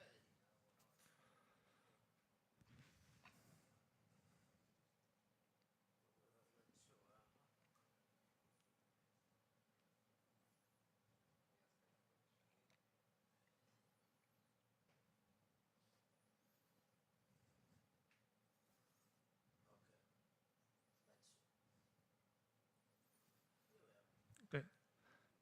Good afternoon. My name is Lily. I'm a PhD student at Eurocom. And today I'll be presenting this work with my advisor Antonio on non-malleable reductions of knowledge. So in this talk, it will be split into 3 parts. Firstly, we'll do a bit of recap on the background. And then we propose some concrete conditions we can put on reductions of knowledge to make the composition non-malleable. And at the end, we take the lattice-based proof system Labrador as a application. So the first thing we recall is a proof of knowledge. In a proof of knowledge, there is a prover and verifier, and they share some common instance X, where the prover have, in addition, a piece of witness W. And using this witness, the prover can generate a proof, send it to the verifier, and the verifier decides if she's gonna accept or reject the proof. And one security property that is required to be satisfied by proof of knowledge is knowledge soundness, where intuitively it means that there exists an extractor algorithm that can extract the witness from the prover. And there's another property we're interested in is zero knowledge, which means that there exists a simulator algorithm that, given as input the instance, it can simulate the proof. Then we move to reduction of knowledge, which is formalized in KB22. And in some sense, a reduction of knowledge is a special kind of proof of knowledge, where for the prover, at the end of the interaction, so after it outputs the proof, it can output a target witness that lies, and together with a target instance that lies in some target relation. And moreover, there exists a public function that, given as inputs the source instance X and the proof pi, it can compute the target instance X prime. So as a first example, we can look at Schnorr, which is a proof system for proving opening commitment relation. So we see that in view of reduction of knowledge, Schnorr is a reduction with the source relation and target relation to be coinciding. And the target witness is of the form piece of randomness sampled by the prover plus AW, where A is a uniform challenge from the verifier. Now, reduction of knowledge is deeply connected to a proof of knowledge in the sense that we can associate to each reduction of knowledge proof of knowledge by defining the proof of knowledge verifier to, in addition of running the verification check on the proof, it's gonna run a target relation check on a pair of target instance and target witness. And using this association, Suppose we have some security property defined on a proof of knowledge, we can import it on the reduction of knowledge by requiring its associated proof of knowledge to satisfy that security property. So for instance, when we say a reduction of knowledge satisfies zero knowledge, it means that exists a simulator that can simulate both the proof pi and the piece of target witness pi W prime. Now, on a high level, a reduction of knowledge can be seen as an arrow between two relations. So it starts from the source relation and lands in the target relation. And as arrows, they are naturally composable in a sequential way. So concretely, given two reductions of knowledge with coinciding the intermediate relation R2, we can define the composed reduction by, for the prover, we first run the first prover and pass its returned piece of target witness to the second prover and later complete the proof. For the verifier, it's essentially the sequential check on the two proofs, pi 1 and pi 2. Now, nowadays, reduction of knowledge is already a popular tool to construct proof system. For instance, say we have a proof system for relation R, and we want a proof system for, say, relation R1CS, then we just need a reduction going from R1CS to that relation R that proof system is proving. And in addition, we can have the kind of folding schemes such as bulletproof, compressed sigma protocol, lattice fold, and Labrador, etc. And another pro is that for a proof of knowledge that is constructed in such a way, in the sense that it's a sequence of composition, it's a sequence of reductions of knowledge, then oftenly each reduction is quite simple in the sense that it consists of only 2-3 messages. So analyzing if this kind of small reduction satisfies some proof security property is usually quite easy. So for instance, in KP22, they analyzed that for two reductions of knowledge, if they satisfy knowledge soundness, then the composition will remain to be knowledge sound. So the goal of this work is to analyze the security property of some complicated proof of knowledge through the lens of reduction of knowledge. And here we take this security property to be non-malleability. So what's the motivation to look at non-malleability? This is because in practice, knowledge soundness itself is often not enough, in the sense that imagine a scenario of a blockchain where the adversary might have, in its view, some history proofs, and we wouldn't like it if it has the ability to forge another proof without a piece of witness. And this is captured by non-malleability. And in case of the exist a zero-knowledge simulator, this is approximately equivalent to simulation structurability, where the adversary would have oracle access to the simulator, so it can make some simulation queries on some instances. And at the end, it would need to output a forged proof with respect to some instance. And for such adversary, we would require the existence of an extractor to extract a piece of witness from it. So that's simulation structurability for a proof of knowledge. And as we've described before, how using the association between reduction of knowledge and the proof of knowledge, we can define what is meant by simulation structurability for a reduction of knowledge, where it's almost the same thing, except that for a reduction of knowledge, its associated proof of knowledge would output the proof that consists of the proof for the reduction and the piece of target witness W prime. So the adversary would need to forge also this kind of complete proof that includes the target witness in it as well. And as a result, we propose this framework for non-malleable composition of reductions of knowledge. And then we take the lattice-based proof system Labrador as an example. And since Labrador is not zero knowledge, we construct a zero knowledge layer for it that is small in proof size. so that the composition of the two wouldn't ruin the nice property that Labrador has compact proof size. And at the end, we prove simulation structability of zero-knowledge Labrador.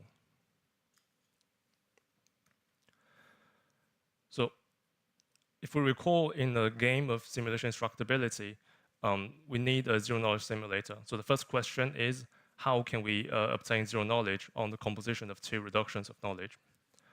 Well, canonically, there are two cases. Firstly, suppose the first reduction is zero knowledge, meaning that it exists a simulator that, given as input the instance, it can simulate the proof and the piece of target witness W prime. And in this case, we can pass this simulated target witness to the second prover to let it complete the simulation. And the result is, in this case, if we require the first reduction of knowledge to be simulation structable, and the second reduction to be satisfy this property called unique proof, meaning that for each instance X, its Fiat-Shamik proof will be unique. Then with these two properties, the sequential composition of the two reductions of knowledge would remain to be simulation structable. Now, suppose in a case that the first reduction is not fully zero knowledge. However, there exists a partial simulator that's given as input the source instance X. It can simulate only the proof, but not the piece of target witness. In this case, we see that if we let the second reduction to satisfy zero knowledge, then we can pass this simulated target instance to the second simulator to let it complete the simulation. So just to compare the two, we see that in the second case, there is no simulated target witness, but there exists a simulator for the second reduction that can take as input this simulated target instance to complete the simulation. Now, in this case, we notice that if the first reduction satisfies this property, what we call as sim-mexed for partial zero knowledge, then and the second reduction satisfies sim-mexed, then the composition would remain to be sim-mexed. And we elaborate what does it mean by simulation structability for partial zero knowledge now. On a high level, it's an analogy of the simulation structable game, but the simulator now is only a partial simulator. So the other three can still have overall access to this partial simulator. So make some simulation query on instance X, and in its view, it would only have access to some simulated proofs without the part of the target witness. However, we require it to output the forgery that contains both a forged proof and the forged target witness. So the question now is, how can we prove simulation structability for partial zero knowledge? And to do this, we first look at how can we prove simulation structability. And there exists a line of work that sort of relates simulation structability to some uniqueness property. And in particular, in Day1 23, they propose that if a proof system satisfies K zero knowledge and K unique response, then it satisfies simulation structable. And here, for partial zero knowledge case, we have this analogy of if it satisfies K partial zero knowledge and K hard to invert, then this reduction will satisfy simulation structability for partial zero knowledge, where by K zero knowledge, it means that the simulator would only reprogram the random oracle on the kth round. And by K partial zero knowledge, it's essentially the same thing, but the object transfers from a full simulator to a partial simulator.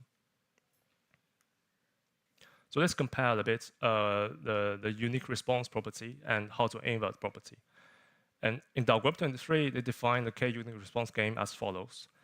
So the adversary would only have access to the random oracle, and at the end, it would need to output for the instance X a challenge C and two pairs of proofs that are distinct but they have a common K prefix. So mean that it's diverging on the tail. And this security notion was later weakened to a weak Unix response game in GOP23, where the adversary would have access to a simulator, so it can make one simulation query on some instance X.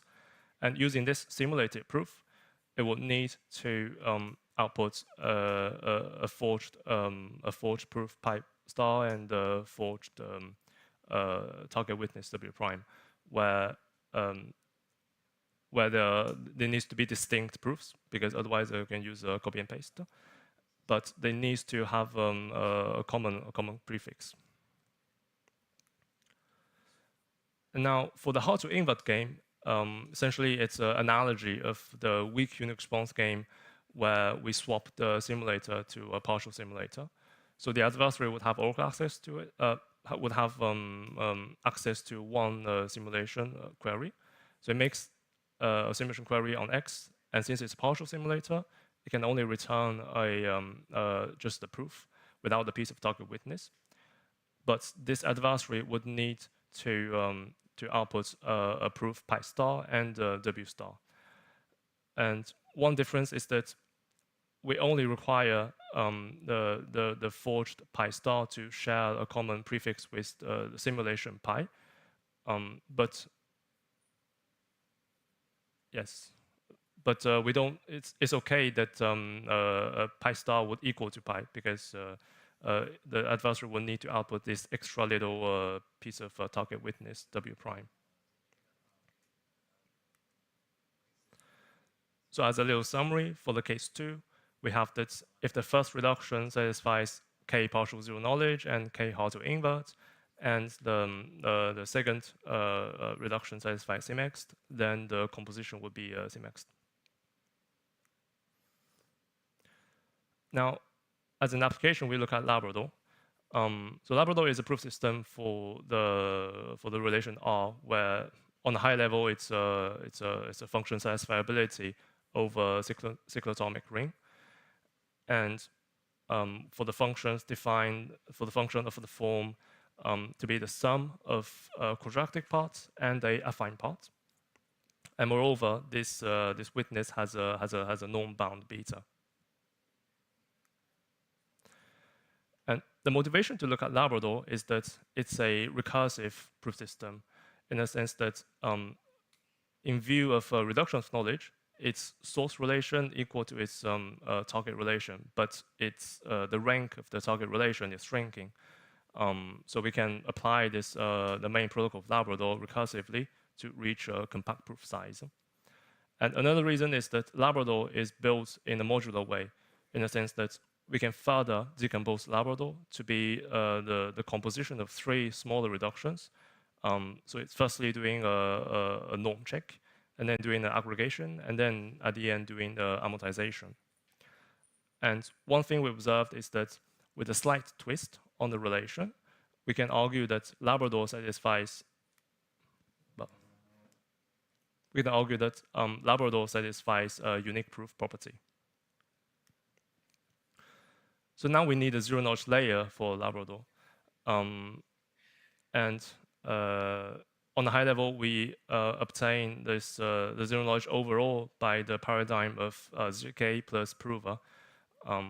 So we design a full zero-knowledge layer for it, and then as we run the prover of Labrador on the simulated witness, we can obtain zero knowledge on the composition. So for the zero knowledge layer, the masking process is done in 2 steps. Firstly, we perform a nova-ish reduction. That is essentially it's sampling a randomness Z, and then it commits to the cross terms.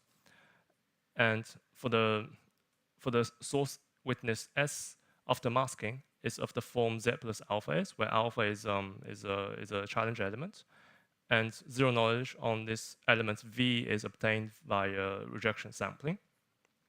Now, one thing we notice is that the first step pi nonlinear is introducing some new variables w due to the cross terms. And however, they satisfy some affine relation.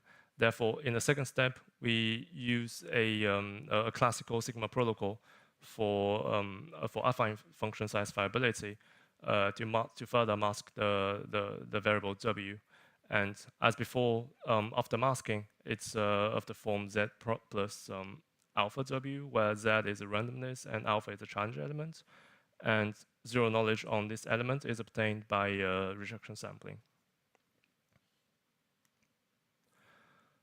So one thing we notice is that this way of obtaining zero knowledge, it doesn't really fall into the two paradigms we've introduced before, in a sense that for the second reduction pi linear, the simulator can only be a zero knowledge simulator if it has as input a part of the witness v,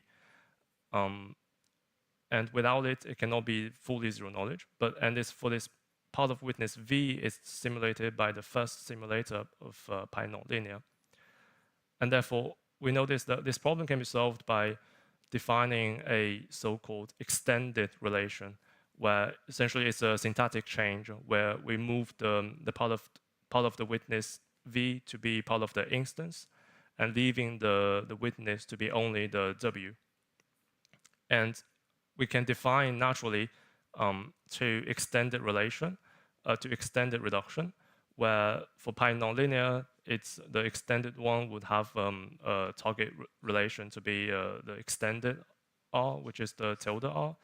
And for the linear, it would have source relation to be the extended R. And we notice that with this slight syntactical change, we can reduce back to the partial zero knowledge plus zero knowledge case. However, so using the case 2 that we introduced before, if we can argue that this extended pi nonlinear satisfies Cmax for pzk, and the extended pi linear satisfies zk, satisfies Cmax for zk, then the composition of the two extended reduction would satisfy Cmax. But the problem is, what we're interested in is the composition of two original reductions. So it's the composition of pi nonlinear and pi linear. But what can we say about the simulation instructability of this? And this motivates the last case of the framework, which goes like, if there exists an extended relation for the intermediate relation, that the extended pi 1 satisfies partial zero knowledge, and the extended pi 2 satisfies zero knowledge, then if the first extended rock satisfies Cmax for partial zero knowledge, and the second extended rock satisfies Cmax, then the original would be simulation instructable. Now, just to put everything together, we analyzed that the first step in the ZK layer, the pi nonlinear, the extended version satisfies Cmax for partial zero knowledge, and the extended pi linear satisfies Cmax. And therefore, by the case 2 we introduced before, is the zero knowledge layer will satisfy Cmax. And again, since we analyzed at the beginning that Labrador satisfies unique proof property, and using the fact that ZK layer is Cmax, we conclude that the zero knowledge version of Labrador satisfies simulation instructability. And that's conclude this talk.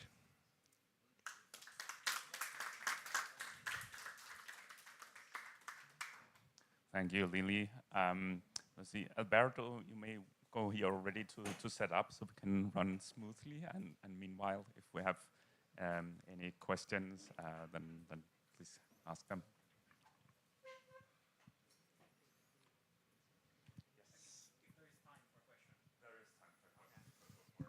So, as far as I understand, you end up with a commuted square with the two reductions. So instead of going upward, you go downwards, right?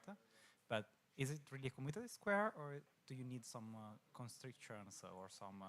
You know, Sorry, I didn't get what you mean by going Oh. up and going down. Oh, sorry. So I am just thinking about you know, reduction of knowledge as errors, as you were mentioning in the very beginning. Yep. And so, as far as understanding is, instead of going through the usual reduction, you define two other arrows. I mean, a sequential composition yes, of two exactly, reduction. exactly.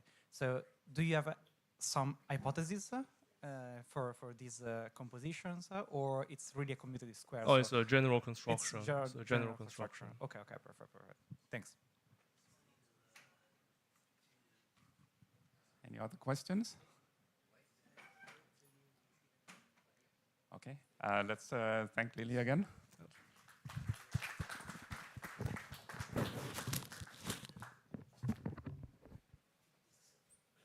Okay, yeah, and the next talk will be by Alberto on lattice-based commitments from commutators.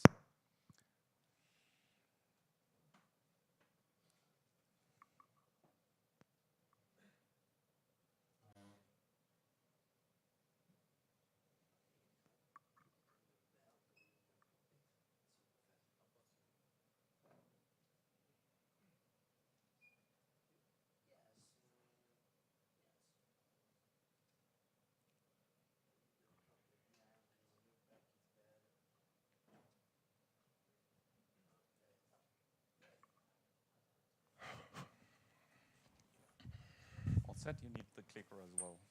Thank you. Okay, I already did the intro, so just go ahead, Alberto. Thank you very much.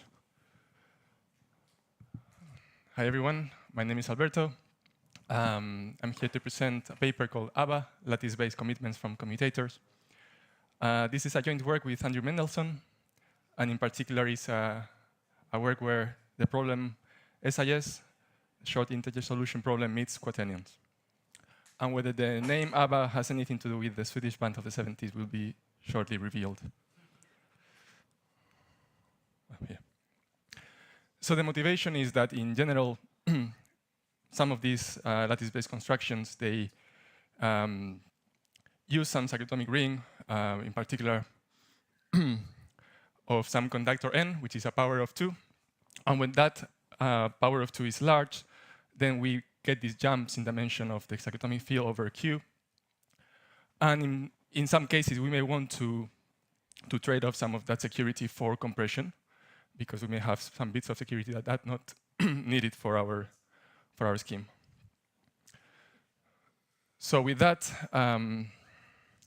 that's exactly the motivation for our work. And we find a commitment scheme that compresses the inputs 25%. And we trade some of that security for compactness. So how do we do that? Well, we use something called commutators of quaternion orders modulo Q. And to recall what a commutator is of some ring is that given two elements, A and B, we get AB minus BA. So hopefully that mystery is solved now. And for non-commutative rings, this element is not 0, but the trace of the commutator is 0. So we have this natural compression from the commutators.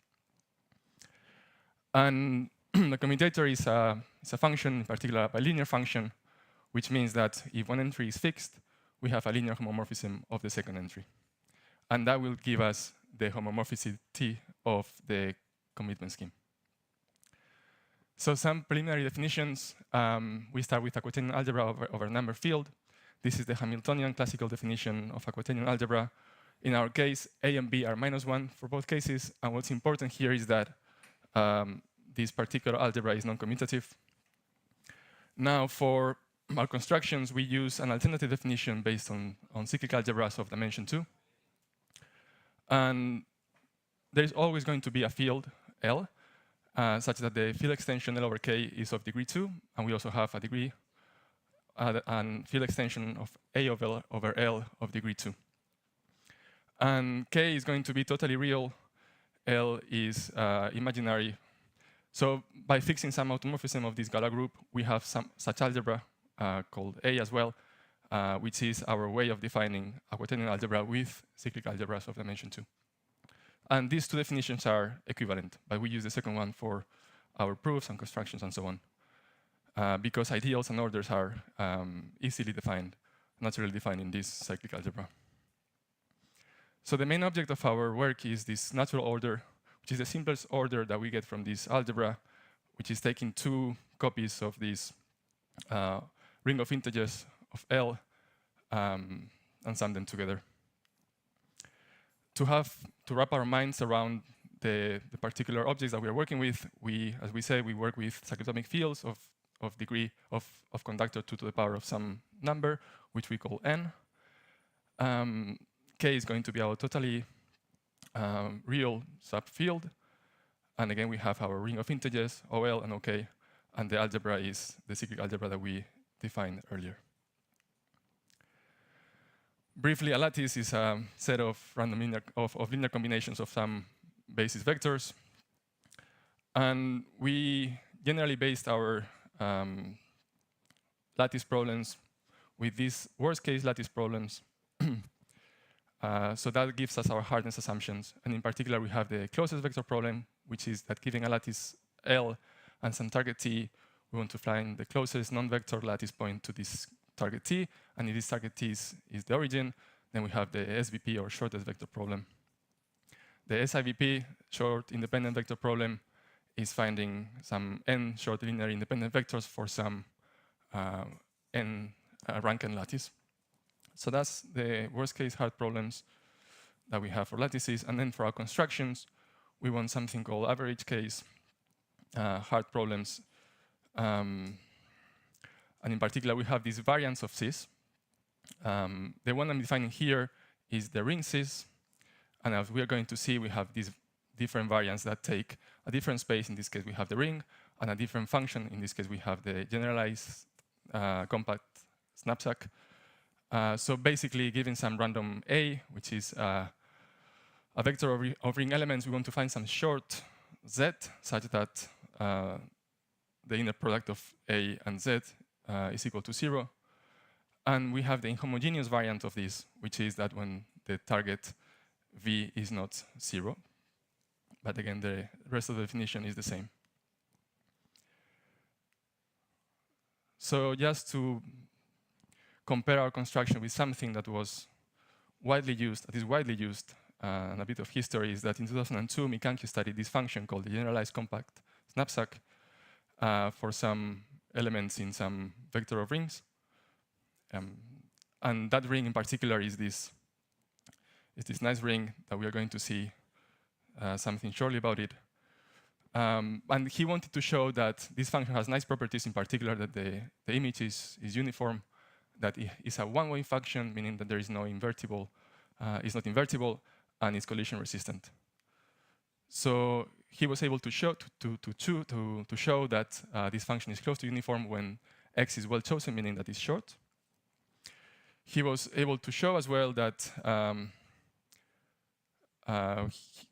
he could find some x of this function such that the function is invertible if x is short. And the way he approached it, and is similar to how we approach as well these problems, is that he wanted to show that this function f is on average as hard to invert as it is to solve this hard worst case problem for lattices called SIVP. So the way we work in these cases, we have this polynomial time reduction from a worst case problem to an average problem, in this case SIVP, to homogeneous cis. He was not able to show that it was collision resistant, and it is because for that particular ring it was not collision resistant. So after some years, I think it's 2006, by changing the ring, in this case using a cyclotomic polynomial, he was able to show that this function, the generalized compact knapsack, was also collision resistant. So now we get to our work. We do two simple things. We replace the space. In this case, we replace the ring of integers, or the cyclotomic ring, to our natural order. And we replace the generalized compact knapsack function with our sums of quaternions modulo q. And again, we want to show the same properties as they showed. We want to show that our function is one-wayness. So if the function is close to uniform, then it means that inverting this function is equal to solving some inhomogeneous commutator Cs, which are going to define what it is, but you can have an idea from the previous definition. In this case, we changed our ring with our quaternion algebra, and we change our function lowercase f with our sums of commutators. So for that, we reduce worst-case lattice problems to inhomogeneous COM-Cs, and that means that this function is a one-way function. For collision-resistant, finding a collision of two different inputs means that if both of them are short, the subtraction of the two is also short, and if we can find such a collision, we can solve commutator Cs. So for that, we also have this reduction from worst-case lattice problems, in particular SVP, to COM-Cs. And for that, and with that, we can show that our function is collision resistant. So that's what we do. We study when this function is close to uniform. We show these reductions for both cases. And just to wrap our minds around these problems more concretely, these are just definitions of what I said so far. And you can see the similarities to the original definition of ring Cs. In our case, we, as I said, change the space and change the function. It's important to note that the domain, the range of our function is the traceless elements of our quaternion order. And then we have the two variants inhomogeneous when our equation is equal to some, our function is equal to some v not equal to 0. And one important point is that we have a variant of this problem when our entries of A, which is the random elements that we get using some uniform distribution, is restricted to invertible elements. And just for completeness, as you can see, if we keep the generalized knapsack function and we change the domain, in this case we use some quaternion orders, we have some other problem called inhomogeneous Cs in quaternion algebras or IQCs. So now we are ready to show our results. It's nothing new. What I've been saying so far, we can show that this function is uniform for some parameters, taking A from some uniform distribution, X from some discrete Gaussian distribution. We can define our function as we've been saying so far by the sum of commutators, and the range of this function is T0. And we can show that this tuple A and the image of FA is uniformly distributed with high probability. We also show that this is collision resistant. This is the conventional reduction from the approximated SVP for some bound. So we choose an ideal. Q, which is the modulo that we use for our field, has to satisfy some properties, in particular being completely split in the totally real subfield and ramified in, and then, by showing this polynomial time reduction, we can show that our function is collision resistant. And lastly, we show that this function is also one-way function, but we say it's partial. So we say that there is a polynomial time reduction from the inhomogeneous quaternion Cs, where the random elements A come from invertible elements, to our inhomogeneous commutator Cs problem. So it means that our problem is as hard as the one that we are reducing it from. So we reduce all the way from SVP to IQCs prime or star. To IQCs, and then we reduce from IQCs to ICOMCs. So this is a gap in our proof. We make it holds for some constant m, but when m is linear in the size of n or in n, then we don't have that proof for some technical reasons that I'm happy to talk with. So if someone can solve this thing or can have ideas about how to solve this one, I'll be very happy to talk to. And yeah, so we have this function with all these properties, and then now the obvious question is what can we do with it? In particular, we can have a commitment scheme. This is very conventional stuff. We sample some random elements. We want to commit to some short vector by sampling some random element from some discrete Gaussian distribution that is of short norm, and we can compute the commitment, and then we can also open the commitment. In particular, this commitment is hiding because of the property that we showed earlier when R is taken randomly from some discrete Gaussian distribution. Binding, again, we have two different inputs to this commitment.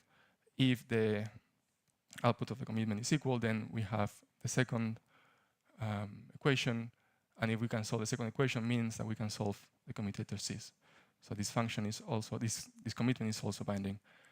And as we were hinting with the bilinearity of our commutators, we can also show that this function is homomorphic, meaning that the random linear combination of elements, if you commit to that, you get a random linear combination of the commitments of the individual elements. And just to show with apples to apples comparison how we are trading compactness for security here, so we can fix some fields. So in particular, we bring some L prime, which is a bigger field, and the degree of the extension over L is 2. And we can see that the dimension of OL prime over FQ is equal to the dimension of our quaternion order over FQ as well, as a vector space over FQ. And the two functions side by side, they have the same dimension of their inputs. And we can see that our function, capital FA, the sum of commutators, has lower dimension in their codomain.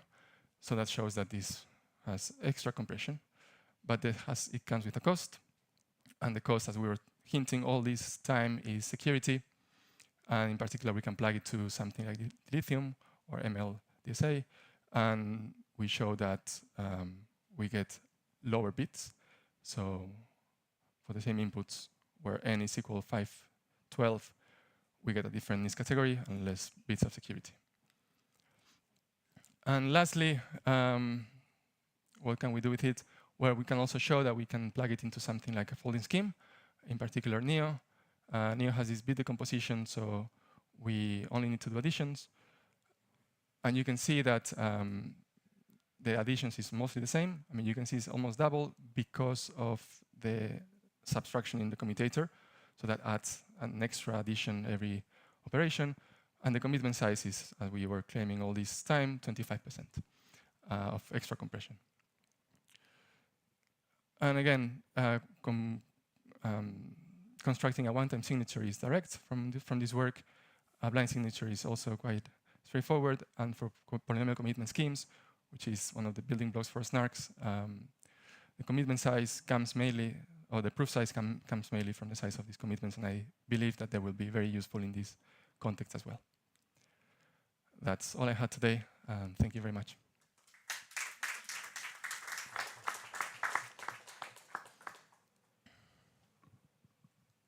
Any questions?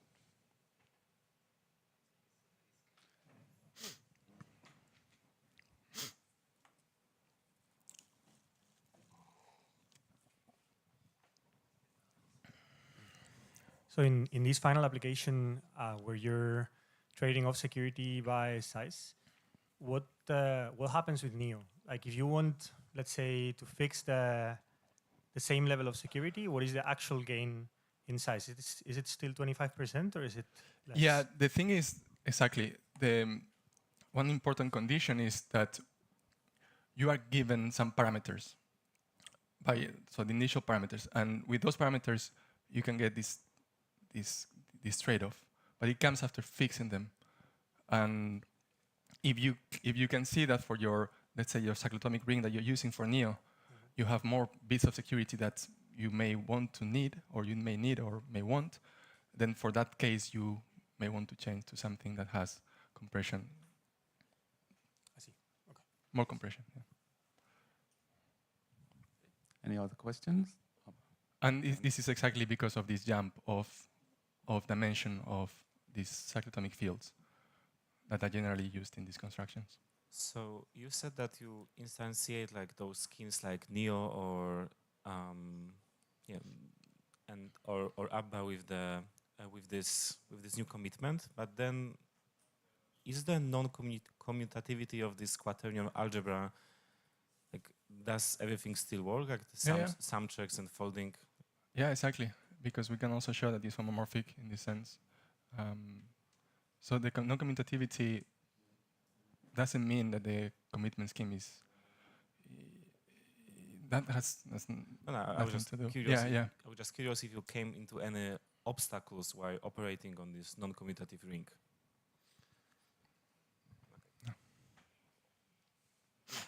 Okay, I think we have time for one more question, if there's any. Yeah. So, where does the loss of security come from? Well, it comes from the fact that the codomain is a space of traceless elements, so it has a hyperplane over the initial order. Yeah. Okay, thank you for that talk, Alberto.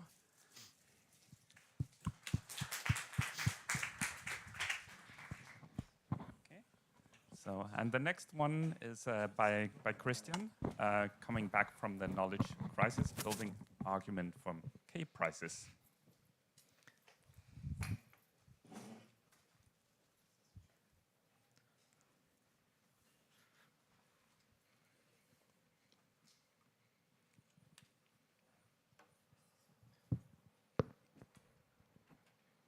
I do, yeah. And the mic works, okay.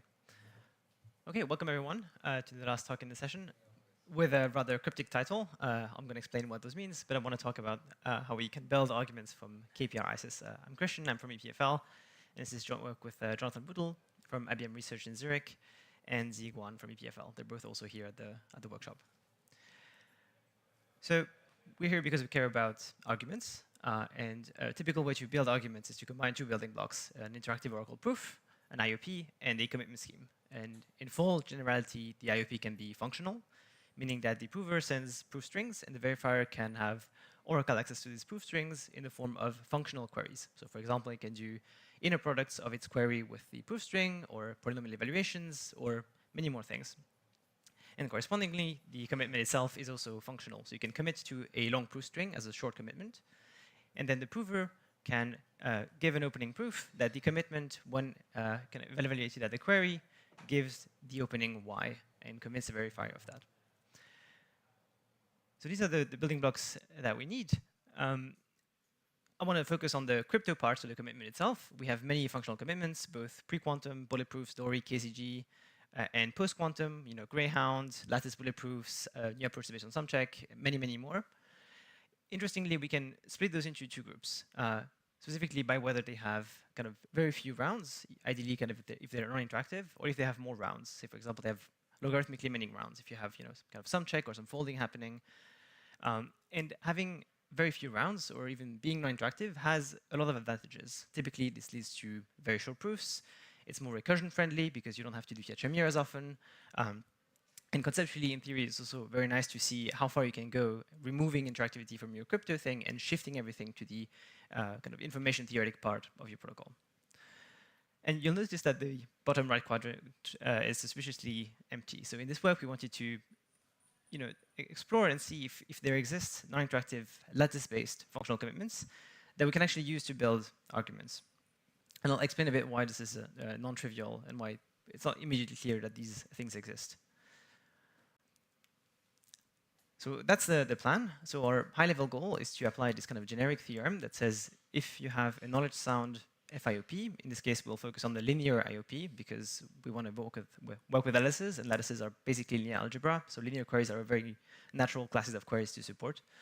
And you also add a function-binding linear commitment. Function binding here is some security notion that is sufficient you will get a knowledge sound argument. So that's the master theorem that we want to use. So in particular, we'll need to provide a linear IOP for NP and a non-interactive, in this case, we want to go to the extreme, function binding linear commitment under some falsifiable lattice assumption. Specifically, as you might have guessed from the title, we want to go for KPR ISIS. So this is K, polynomial, ring, inhomogeneous, short integer solution. It's a SIS with hints assumptions, so short integer solutions, but the prover additionally gets some hints, some preimages. You can think of it, if you come from the pairing world, as a lattice equivalent of a Diffie-Hellman type assumption. Now, we can't really build non-interactive function binding linear commitments from lattices. This doesn't quite work. Instead, we have to settle for something weaker, namely a new notion that we introduced called coordinate-wise function binding. So coordinate-wise function binding sits between evaluation binding and function binding, and it's much weaker than extractability. So that's what we will have to settle for. Of course, we also need to adapt the other building blocks. So we'll need the IOP to also support these kind of coordinate-wise queries. And then we also need to strengthen the theorem to still work even if we start from a weaker linear commitment to still, in the end, achieve a sound argument. We also have kind of a further step. Instead of showing coordinate-wise function binding directly, it will actually show a rather weak property on the commitment scheme. So simply evaluation binding, which says that if I give you a query and two conflicting answers, then I should be able to convince you that the same query opens to two different things on the committed vector. And then generically, for any linear commitment that is both somewhat homomorphic and evaluation binding, you can actually recover a coordinate-wise function binding property. And that's enough for our framework to work.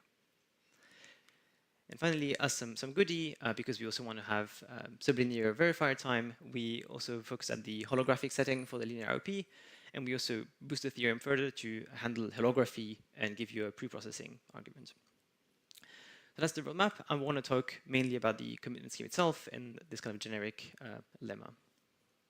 Any questions so far? Okay, so I'm going to give you a pairing-like lattice-based linear commitment scheme. So a linear commitment scheme has four algorithms. We do generation of parameters for a given vector length L. We commit to a vector X of length L using these public parameters. Here the vector is going to be small, so the entries are kind of a bounded norm, and we'll get a commitment. We'll have an opening algorithm that takes public parameters, commitments, a query. The query is also going to be short. A purported evaluation y and the vector, and it's going to give us a proof. So this is non-interactive. And a corresponding check algorithm that also takes public parameters, commitment, query, opening, a proof, and decides whether it accepts or rejects this.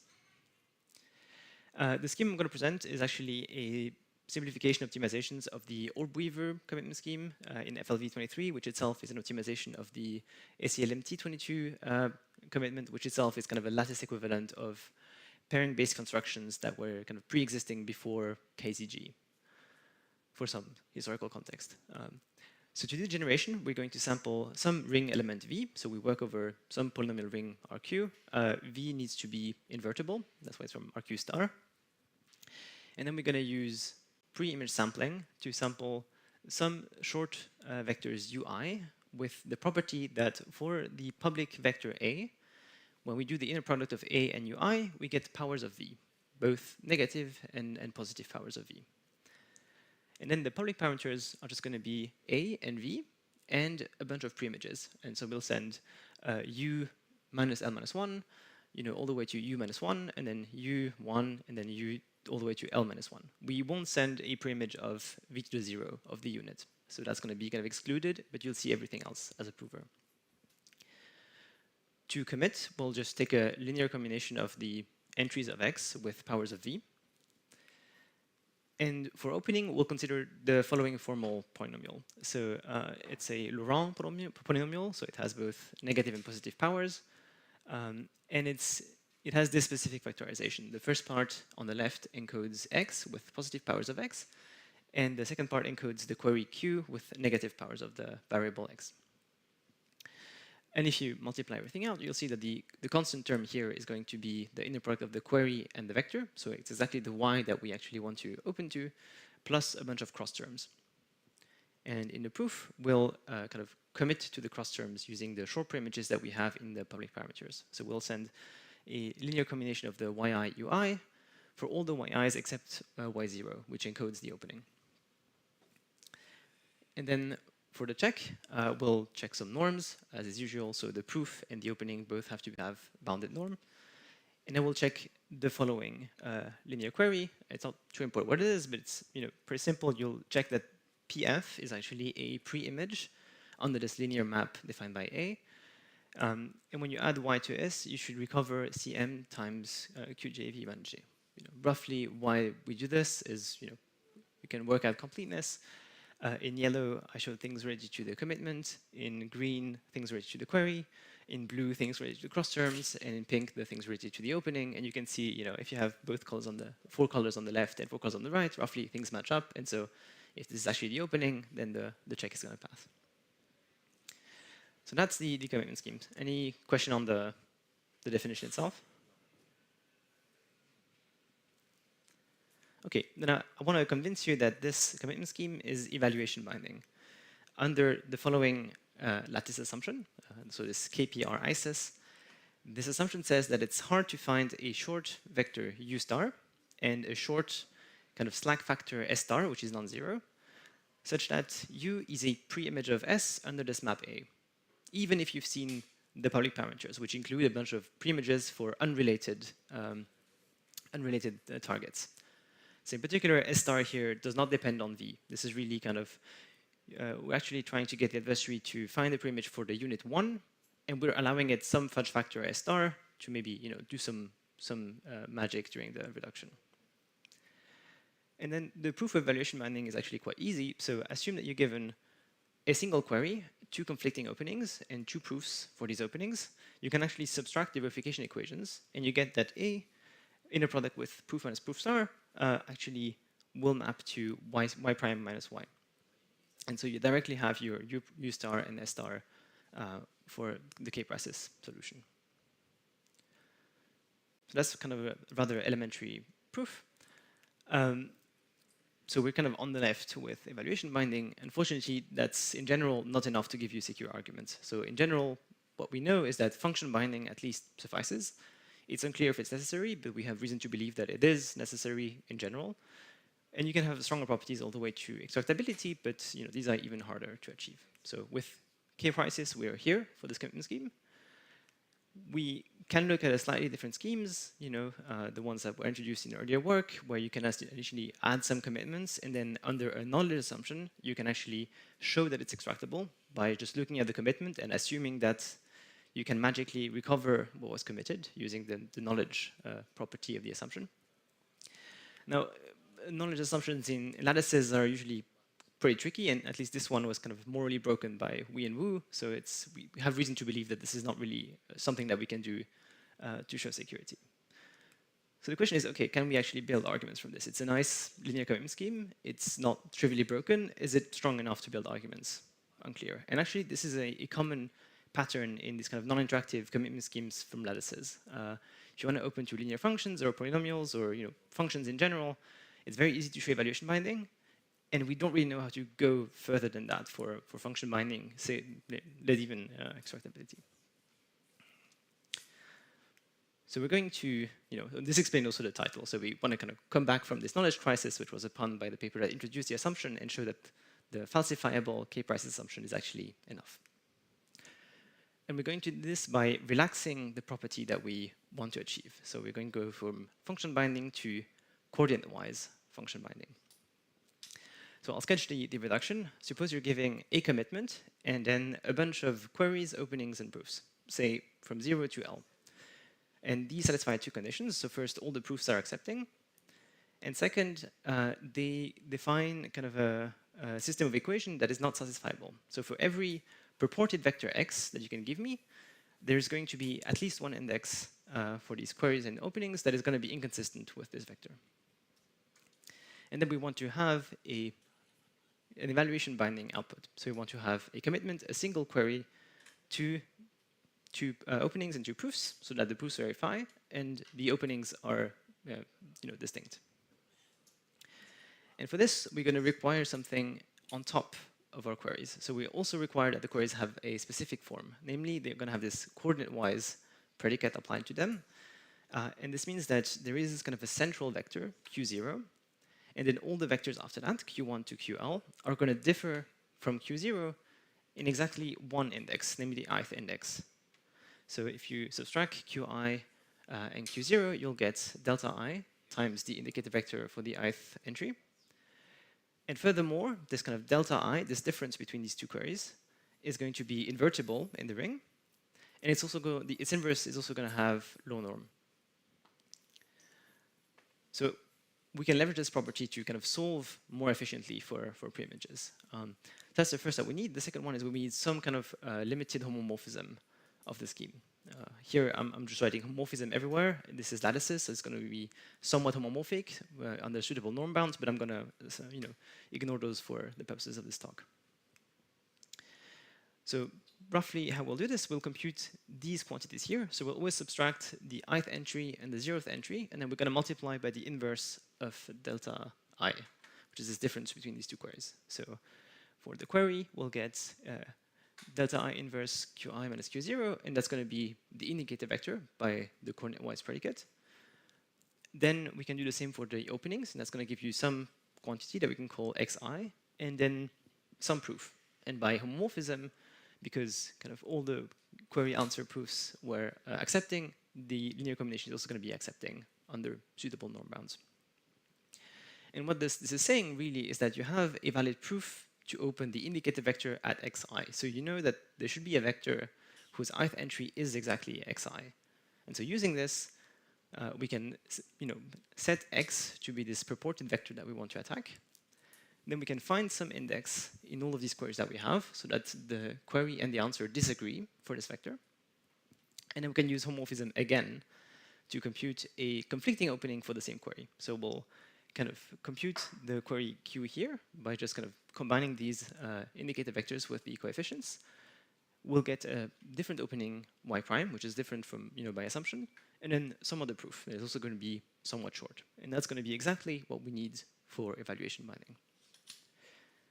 And so here, I've only really used the fact that these queries kind of have this special structure, and I'm assuming that, when we compile this into an argument, there's some rewinder from higher up that can give us this structure, and the homomorphism. These are the two things that we need, and that's enough. Okay, so that's kind of to conclude on the more kind of crypto side. So we can actually, we know nice evaluation binding linear commitment schemes from lattice assumptions, and generically, we can lift them to coordinate-wise function binding. Now you might ask, okay, sure, you have this property. Can you even compile this with? Is there an IOP that you can actually compile this with? In fact, we give a positive answer to that as well. And the linear IOP that I'm going to show you is actually compatible with this paradigm. It's actually very natural. So actually, we start from the Labrador argument, which you might kind of know it's a very seminal argument by now, has been used many times. Has extremely short proofs, but that's not what we care about today. Internally, this is a series of reductions, kind of log many reductions that take an input and compress it. And actually, if you squinted it enough, you can decompile this into a linear IOP and a linear commitment scheme. So the one that Labrador uses is kind of a double itie commitment, where you do itie twice, and then you just send the openings as the proof. So it's kind of a trivial commitment scheme with a bit more compression. And we actually write down the Labrador LIOP that you can extract from this. It's a 3-round LIOP. For a witness that has this specific size, so R and N are like two parameters that you can pick. We also kind of would like this to be succinct in the verification. So the Labrador LIOP is going to be succinct when you compile it with a compressing commitment. Ideally, we want the verifier to be succinct as well. This is not the case in Labrador. As you know, Labrador has a linear time verifier. So the first thing that we do is that we rebalance the randomness complexity of the verifier across rounds. So in the first round, the Labrador verifier will have to send projections that are going to be kind of security parameter, time, length of the witness. And then later on, there's going to be a check that is going to be kind of lambda squared challenges. And obviously, if the verifier has to sample something that is length of the witness, then it's going to be linear in the witness size. So what we can do instead is we can send fewer projections, let's say kind of only one of size n, and then do some repetition. And then we pay for this later on, where we have to do more checks, namely kind of R times more checks. But because these are true balanced, you can pick R and N such that actually the verifier is sublinear. So that's what we do. And then you can also make the linear commitment scheme be succinct in the check for structured queries. So in general, you've seen before, like the linear commitment check has to compute, basically has to touch every bit in the entry. But it turns out that the queries that the Labrador LIP uses are very structured, and so you can actually get away with either R or N kind of many entries instead of R times N. The second issue with kind of the Labrador IOP or the instance that it targets is that the instance itself has size that is larger than the witness size. So for the verifier, it will have to read at least the witness size anyway. And so to get away around this issue, we use the standard trick of holography. So we split the index into the instance into a big index and a very slim index, so that there's an indexer algorithm that processes the index and gives this out as an oracle string that the approver will have access to, the verifier will have access to later on. And then the instance is actually just a constant amount of bits that the verifier will have to read.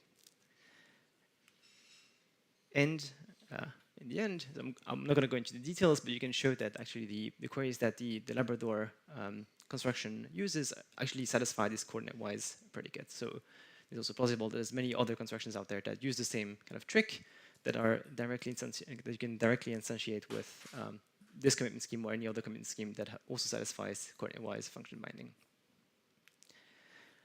So that was what I showed. There are nice non-interactive lattice-based commitment schemes that you can use to actually build secure arguments. There is a nice linear IOP. I want to just highlight a few things. This kind of line of research was kind of abandoned because knowledge crisis was broken and nobody knew really how to use these things to build arguments. And so we were kind of at the limit in terms of how crazy the falsifiable assumptions can get. And actually, this shows that this line of research of kind of porting pairing-based constructions to lattices is actually still useful for the purpose of building arguments. And so that would be very interesting to kind of try and make them concretely efficient, for example. And on the other hand, I don't know how many lattice people we have here, but you can actually squint at those lattice arguments, which are not always nicely written down, and actually extract a very nice information theory core. And maybe this is also something that we should do a bit more as a community to try and separate things and make them more modular so that you can reuse the same constructions with different commitment schemes, once a new commitment scheme comes out, and you can directly get a new argument without having to, decompile and recompile the same construction over and over again. That's it for me, and I'm happy to take questions.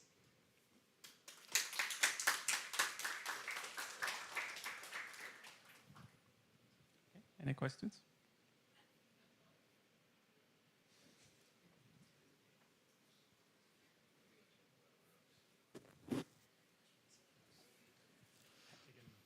So very nice talk. I actually have like 15 questions, but maybe I can catch you later for more discussion.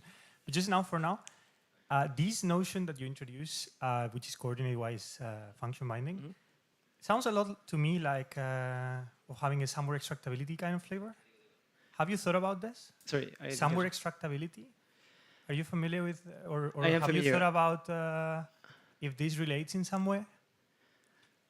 I'm not sure it does. I think the coordinate-wise specifically is more a trick to, instead of doing like solving a linear system equations, to make a structured linear system so that you can extract things. And it's, I think, closer to like the coordinate-wise special soundness for Sigma protocols. I don't immediately see a link with somewhere extractability, but maybe there is. I don't know. Okay. Yeah.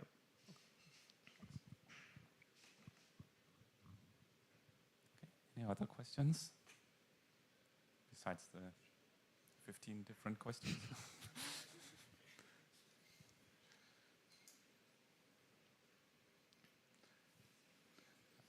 Okay, then let's thank Christian again.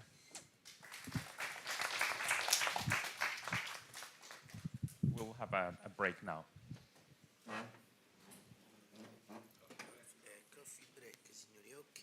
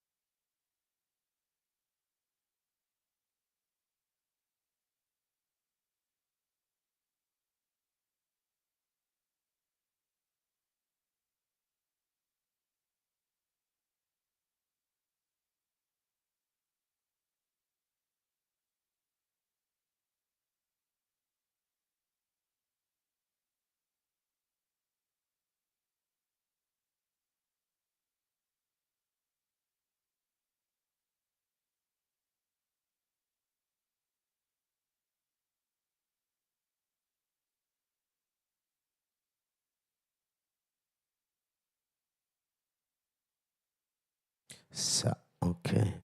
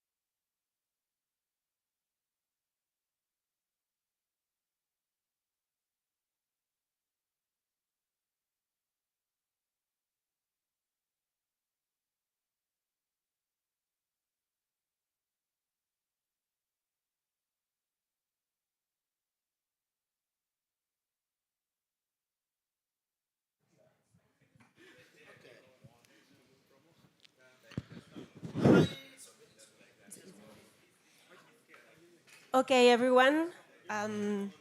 Welcome to the last session. So we will have a couple of talks on lattices. So the first one is Cyclo by Michal Osatnik. So Michal, please.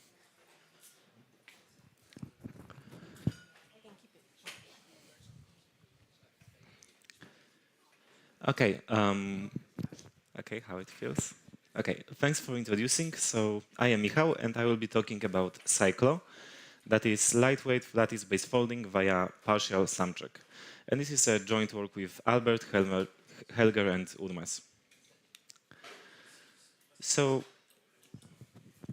okay, it feels a bit weird. Okay, to start off, let's set up some background. So, what is folding scheme? Folding scheme, in a very high level, it is a protocol that takes a tuple of L relations in some language, some witness statement tuples, and turns it into a single relation. So we have some protocol, some folding scheme which takes L relations and produce some output relation that we call an accumulator. Actually, to be more precisely, we also want then to take this accumulator and also put it as an input for the next level of folding. So to be more precisely, we should say that the folding scheme is a protocol that turns tuple of relations and the accumulator and turns into a single output relation.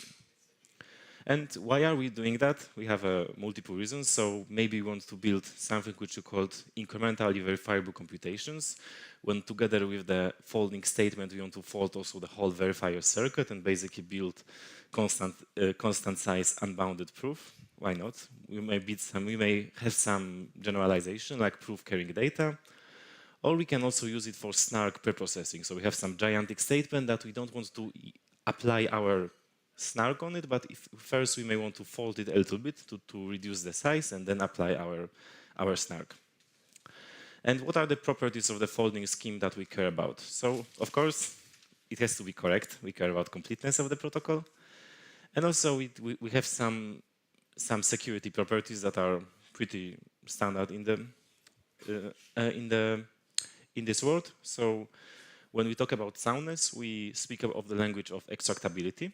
So that this time we look at the protocol from the other side, we look at the output relation, and now we have an algorithm that we call an extractor, which has a black box access to the prover and can potentially rewind the prover in such a way that it outputs the input relation. Crucially, and we will take advantage of that a lot in that presentation, the relation that we are extracting is not necessarily the same relation that we started from. It can have some differences, and we will focus on the differences a lot. On the top of that, we're having some standard efficiency measures. So we care about proof sizes, we care about verifier complexity, we care about prover complexity, like regular story. And actually, what is making a lot of lattice-based folding scheme common is some general framework of building lattice-based folding schemes. So we start from some meaningful language of relations. For example, this language can be R1CS. I will not talk what is R1CS, but just think that this is some language which is capturing some real-life relations. And then we are doing an operation that we think about this as a sum protocol, or more formally, we talk about reduction of knowledge. And this protocol is turning the relation into a linear relation, which is something we will mainly operate on. And this linear relation when we talk about folding schemes and all lattice-based snarks, it's typically like an I-type commitment. So we have some commitment key, and this commitment key lives over some finite field, but typically we think it of a cyclotomic rings, some polynomial ring with cyclotomic quotient. And then also on the bottom we have some constraints, like some R times N, and those are the constraints which are the artifact from these linearizations. And then we have a witness, and in the lattice world we typically care that the witness is low norm. And now, since we talk about folding scheme, as I said at the beginning, we don't have one relation, but actually we have many relations. We have L many of them.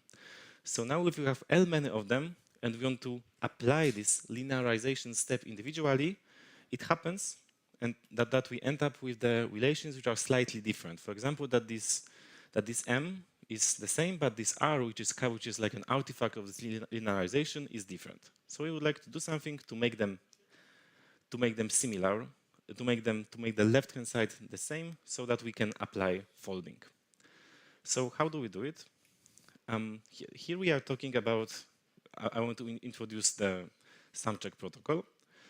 But the intuition is that we want to end up, we start with the tuple of L relations, and we want to perform some protocol that instead we will have one relation which has many columns, or so that the left-hand side is the same.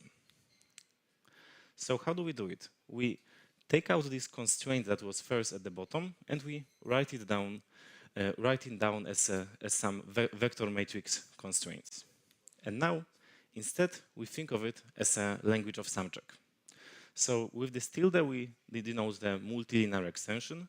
So that is a multilinear polynomial that evaluated at the points of the Boolean hypercube gives us exactly that vector.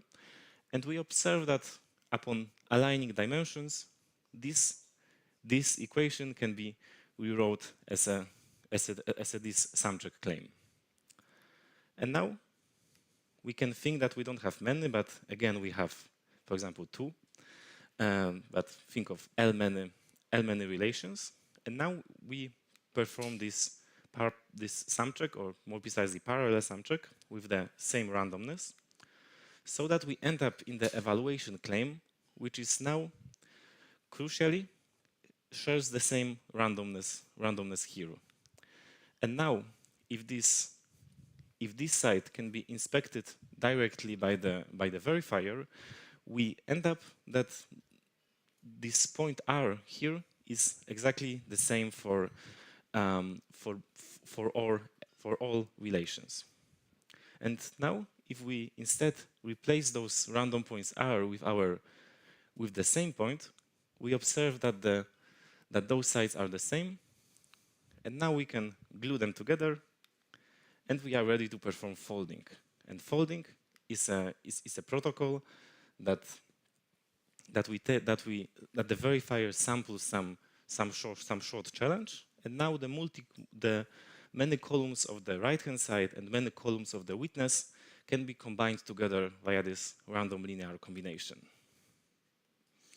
Okay, but so I'm talking about this, but and this gives us the complete kind of idea of how to build lattice-based folding scheme. But okay, I gave this like a quite lengthy introduction, which is not even about our work, but it's more about how to set up the stage about the problems that we are encountering in the lattice-based folding. So the main problem is with norm growth. So we observe that due to this folding, we end up with due to these random linear combinations, we end up that the norm of the witness is gradually growing. And it's growing, and when we think about multiple rounds of folding, it will grow exponentially with the number of rounds. Similar thing, we call that notion of extractor. This extractor, although I don't define this algorithm yet, but it still extracts a witness which has some multiplicative factor. At the end, we have some problems, and those problems has been addressed many times in the literature, like we have lattice fold plus, which also Salsa, Neo, which talks about those issues, but often those solutions end up to be quite heavy in the kind of communication or computation. And Cyclo provides one more strategy, which is more tailored for the usage of IVC, and it operates under the assumption that we considering a bounded number of folds in our composition. Okay, so to be more precise, we define the contributions of Cyclo. That is this partial range check, which is tailored for polybounded folding depth. We also talk about we also have an adaptation of Neo embedding, which allows us for translating the fields like R1CN's statements into the ring relations, which fits into the broader family of paper bits commitments. And also we have some analysis and heuristics about strong sampling set, which is this set that is used for folding. But in these presentations, I will focus only on the first part and only mention the other parts very shallowly. So partial range checks. Let's start with some some facts, which you should believe me are right. So first we stipulate that norm checks are inherently expensive. So also, and typically they get more expensive when the norm is larger. And also in application, we often have a strict requirements on this input relation, for example, of these R1CS relations. However, we cannot say the same about the accumulator. So the accumulator acts a bit specially. And Cyclo remedy to all of that issues is that we would like to perform a norm check only on the input parts of the folding scheme and simply let the accumulator norm grow. However, we design it in such a way that this norm is only additive instead of multiplicative. So let's inspect like the basic norm check protocol that was designed, that was introduced, but it's existing in the literature for a long time of the lattice fold, not lattice fold plus. So we start from the witness, which lives over some cyclotomic rings, and what we would like to prove, we would like to look at the vectors of coefficients of that witness. So it's not like a vector of cyclotomic rings element or polynomial from polynomial rings, but instead the vector of coefficients when the n is the degree. And we want to show that the coefficients of that vector belongs to some lives in some interval minus b to b. And we observe that this holds if and only if the product over this range with the element minus index is equal 0. Of course, when the Q is prime. So let's try to think how this pi range can look like. For simplicity, we can assume that for soundness that Q is some super poly, like it, and what we are doing first, how to construct such a norm check. First, the verifier is sampling some polynomial, and now we are representing this claim as a sum check claim over all coefficients when this EQ is some separator polynomial which allows us to argue about each coefficient individually. And now we perform our friend, like our sum check polynomial, and we reduce it to the evaluation over a random point. And now the verifier claims the evaluation, prover claims the evaluation over this random point and sends it to the verifier. The verifier checks consistency. And now, to prove about this, it simply turns it into some extra constraint over our original relation. But okay, I presented it a bit shallowly, but the main observation which I would like to take a look is that in this polynomial we have a degree of this sum check relation that we are checking is linear with the norm. So if the norm is anything more than constant, it becomes just impractical. Okay, so what we would like to do, we would like to actually perform a range check only for the part of the input relation, and for now assume simply that over this input relation we have some control.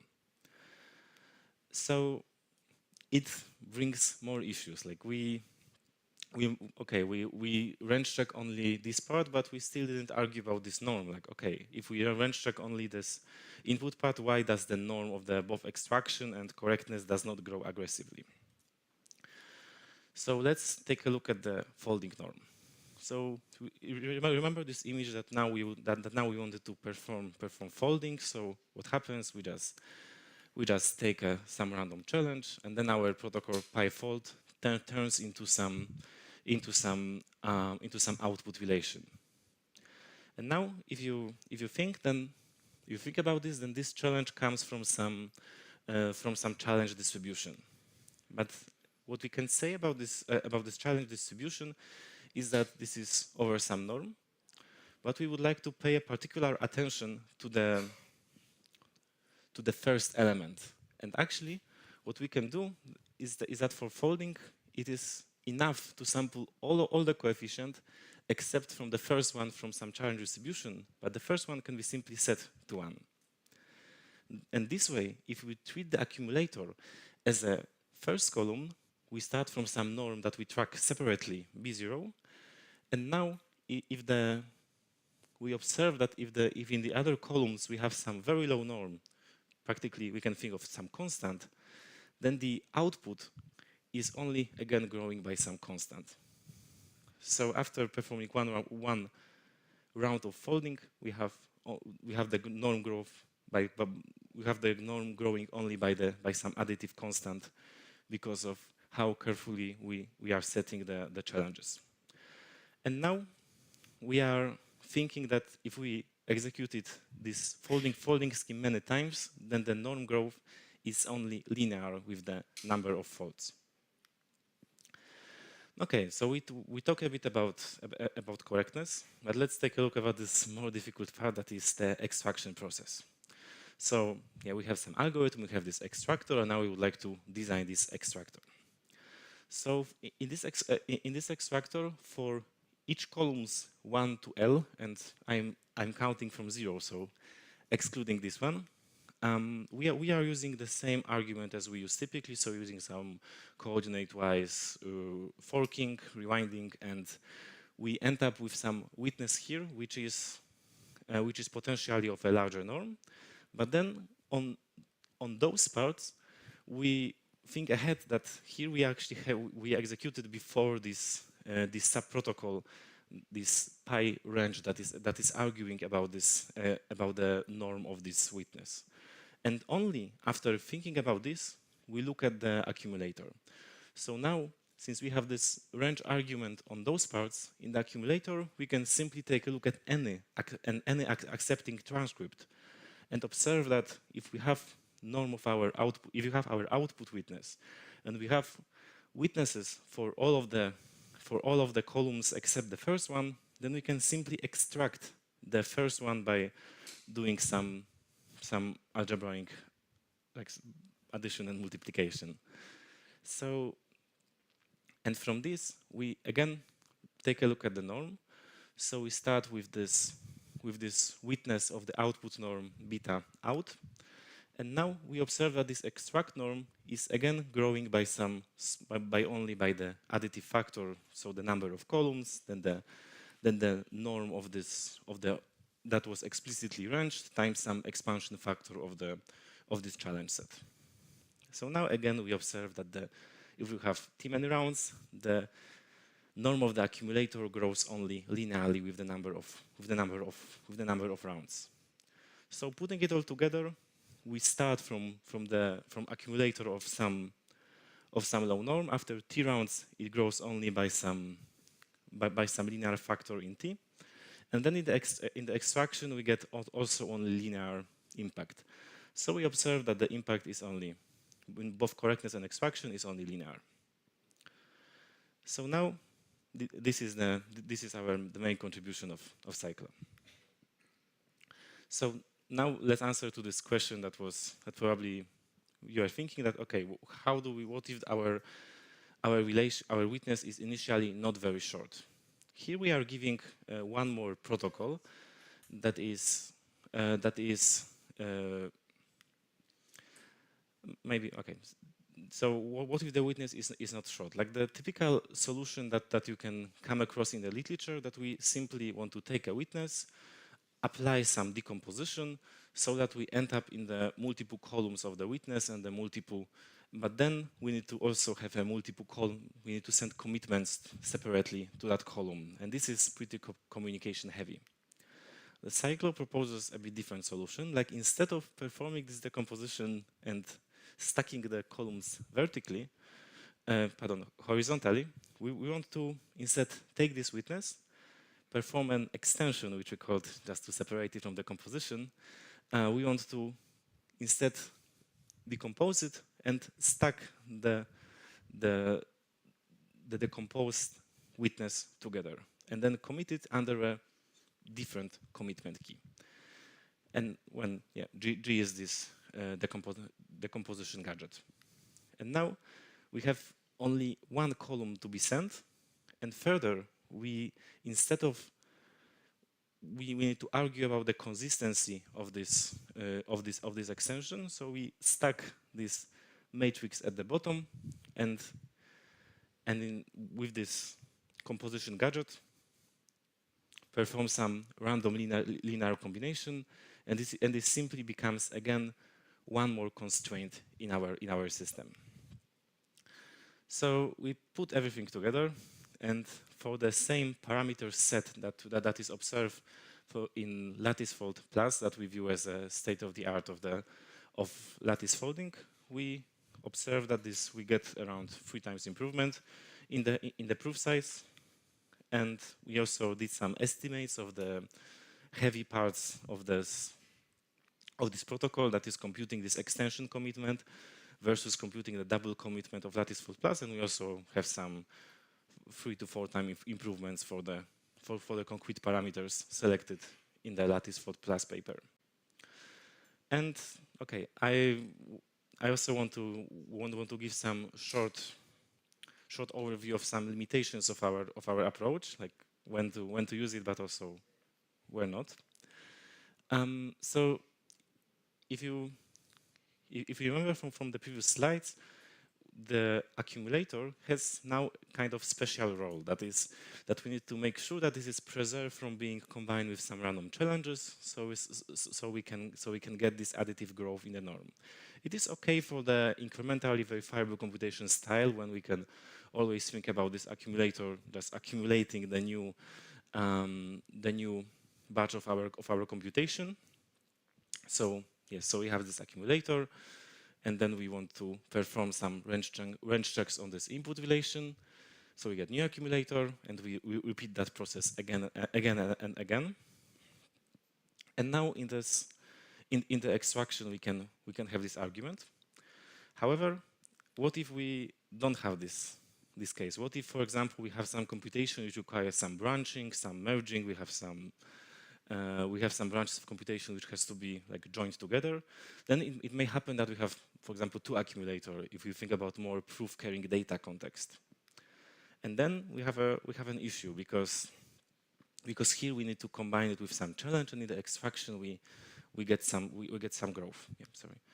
And we envision that the bounded fold, that in this case the cycler accumulator can be connected with different protocol, for example, with lattice fold plus. And that's almost it. I just want to highlight the 2 other things in our protocol. So as I said, we also have this translation of field constraints into ring constraints, which I don't want to talk about. They are quite similar to those from NEO. And also we have this characterization of this new strong sampling set, which allows us for using cyclotomic rings which are almost splitting, which is also transferable in the other context except of cyclo. And that's it. I presented this was cyclo, which contains of 3 parts. That is this partial range check, translation of this field-based constraints into ring constraints, and new approximate strong sampling set.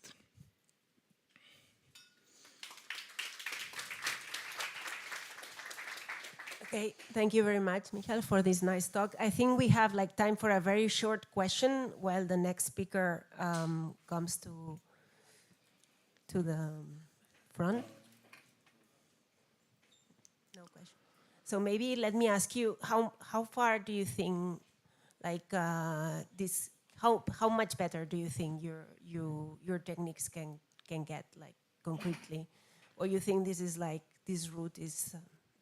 No, I think here this is. I don't want to think about this technique as a general technique, but more as like a specialization into the case when we like think of this of a situation that we have like a very short input relations, and I think when it comes to general techniques, it's not very comparable. So I think the strength lives also in the composition with other protocols. Okay, thank you very much, David. If you want to come. Yes. So I. Yeah. So.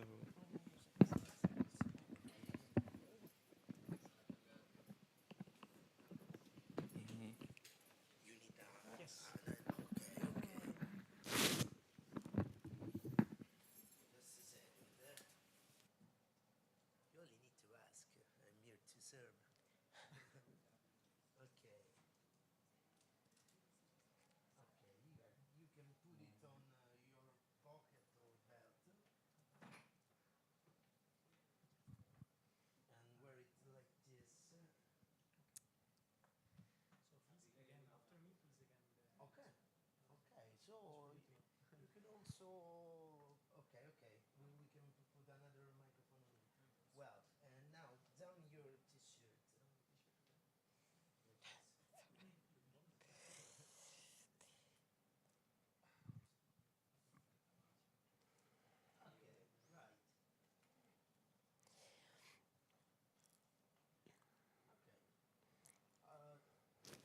Is it comfortable? Yeah, that's okay. Okay, you have a beard. So we have to. Okay, while our speaker gets comfortable, All right. let me present the next talk. So the next talk is Protogalatis. I guess it's a word game. And David Balbás will be giving the talk. So the floor is yours. Okay, just let me try if this works. Yes. All right. Well, hello. Thank you very much, Carla, for the introduction. Can you all hear me well? Because it sounds a bit weird when you're on stage. Okay, good. So I'm David Balbás. I'm coming from ETH. I was at IMDEA until 4 days ago. So technically, I did this work while at IMDEA and also while at Input-Output. And this joint work with Anka Nitulescu, who's just over here, and Maxime Plançon, who couldn't come to ZKProof. And we're going to present Protogalatis as a new constant round lattice-based folding scheme for general polynomial relations. So we just talked about folding schemes, so I will not make the introduction of folding schemes very long. Just to introduce some notation, which is kind of similar to what Michal was presenting. A folding scheme is essentially a reduction of knowledge. It's not a snark. It's not a full snark. Okay, it's just a reduction. So what do we have? We have a base relation. That is the relation we have here on the left. We can have one instance of this base relation. We can have k instances, which is our case. We just denote this by multifolding, and we're dealing with multiple instances. And then we have a special relation, which is the accumulator. The accumulator goes over and over throughout multiple rounds of folding. So taking a base relation and an accumulator, we can put them all together into a new accumulator.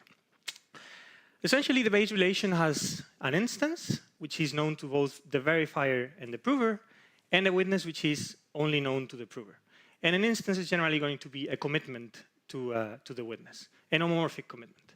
And the process really looks like follows. The prover and the verifier take these instances and these witnesses, put them together with the accumulator, they throw them into the folding protocol, and they end up with a fresh instance and witness of the accumulator and the proof.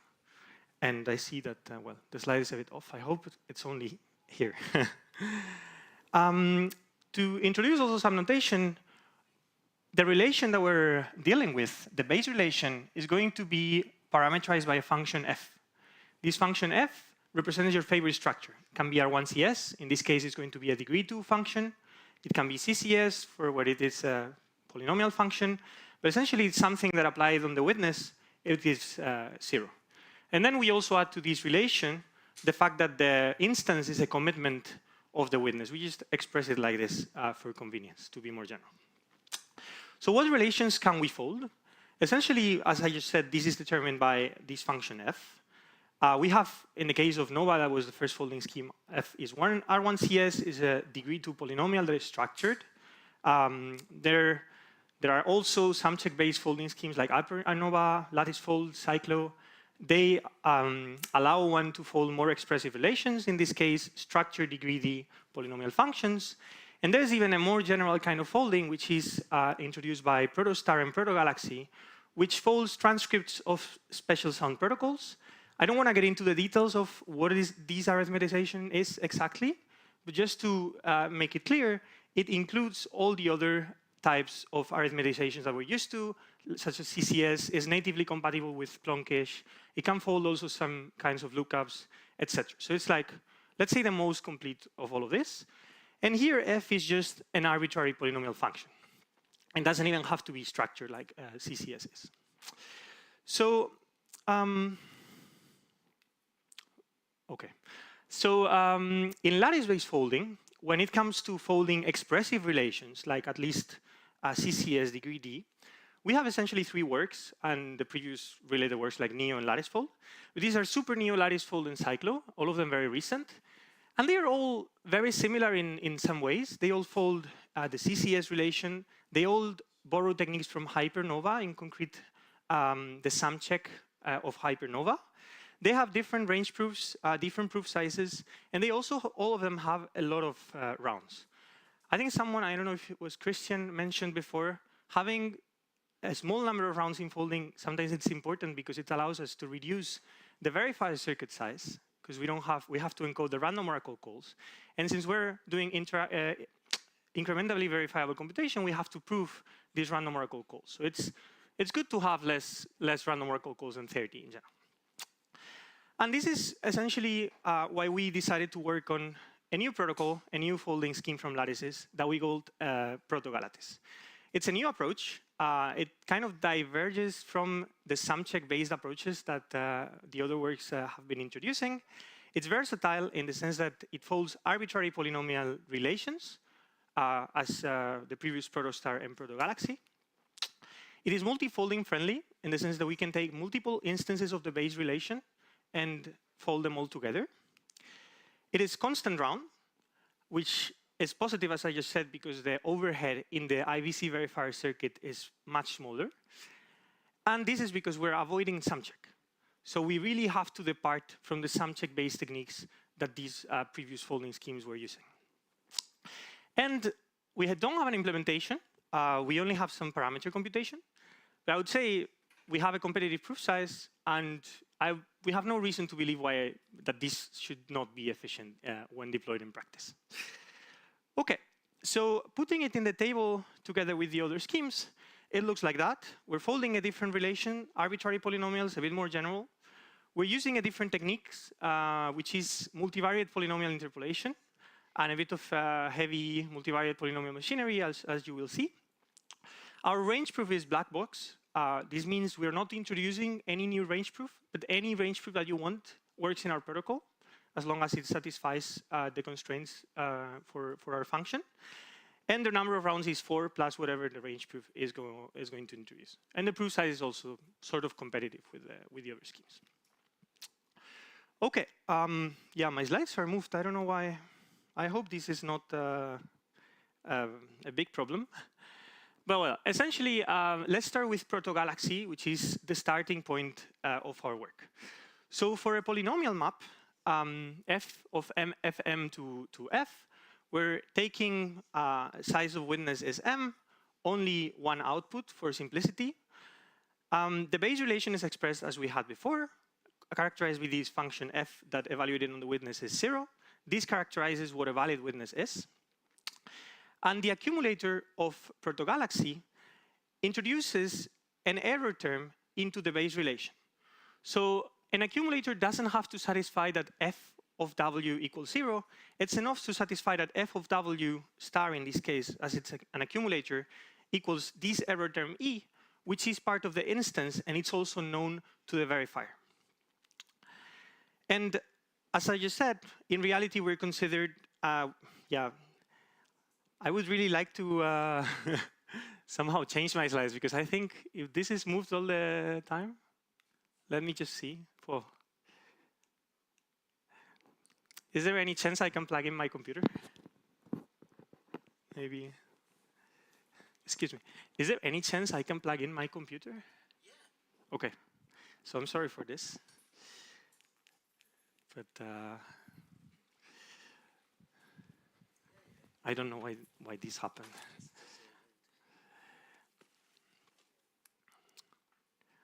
Let's see.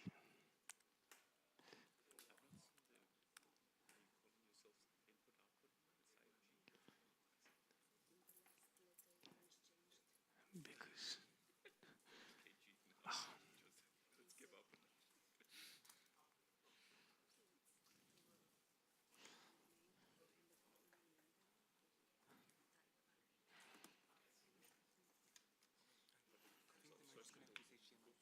yes, I'm just connecting to Wi-Fi.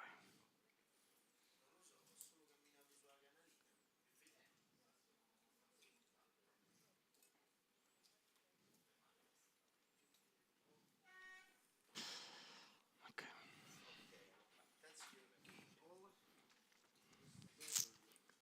Okay. Yes.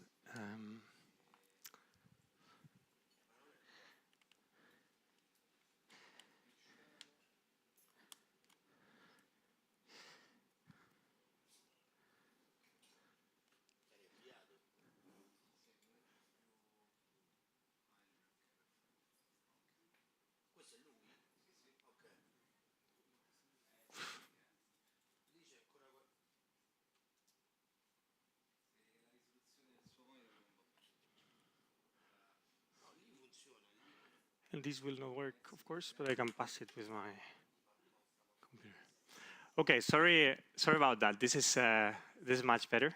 Now my monitor doesn't work, so I have to turn back because it's flickering. Okay, so let me just recap. We're talking about protogalaxy, which is our starting point. Protogalaxy is a classic folding scheme, not based on lattices. We have polynomial maps, and we have the base relation that we just mentioned. And we have an accumulator that introduces an additional error term into the relation. Okay, so this is a simplification. In reality, our function is going to have multiple rows. So it's fm to fn. And we also have to randomize all of these rows. But since we're not really doing any change on this aspect with respect to protogalaxy, we're kind of avoiding this complication just for clarity. And in protogalaxy, the folding works as follows. So the first step, the prover has to combine the witnesses, W1, WK, and the accumulator into a polynomial that interpolates all of them. So we're really creating sort of a quantum superposition of all the witnesses and the accumulator we have by putting them all together in a polynomial. Okay? The second step is the prover is going to compute the new error function evaluated on the polynomial with the witnesses. This is done by simply evaluating f on the polynomial that we just made. And the third point comes when the verifier samples a challenge, and then the prover will evaluate the polynomial on this challenge. This will determine the new accumulator, and will evaluate also the error function on the challenge sent by the verifier, and this is going to determine the new error. This is the way where we create the next accumulator. It's a very simple protocol. The verifier sends this one challenge, and it determines everything that the prover has to do. Now, as I presented, this is not sound yet, although I haven't really gotten into the math. But for this to be sound, we need a connection between the error of the previous accumulator and the error of the accumulator that we obtain.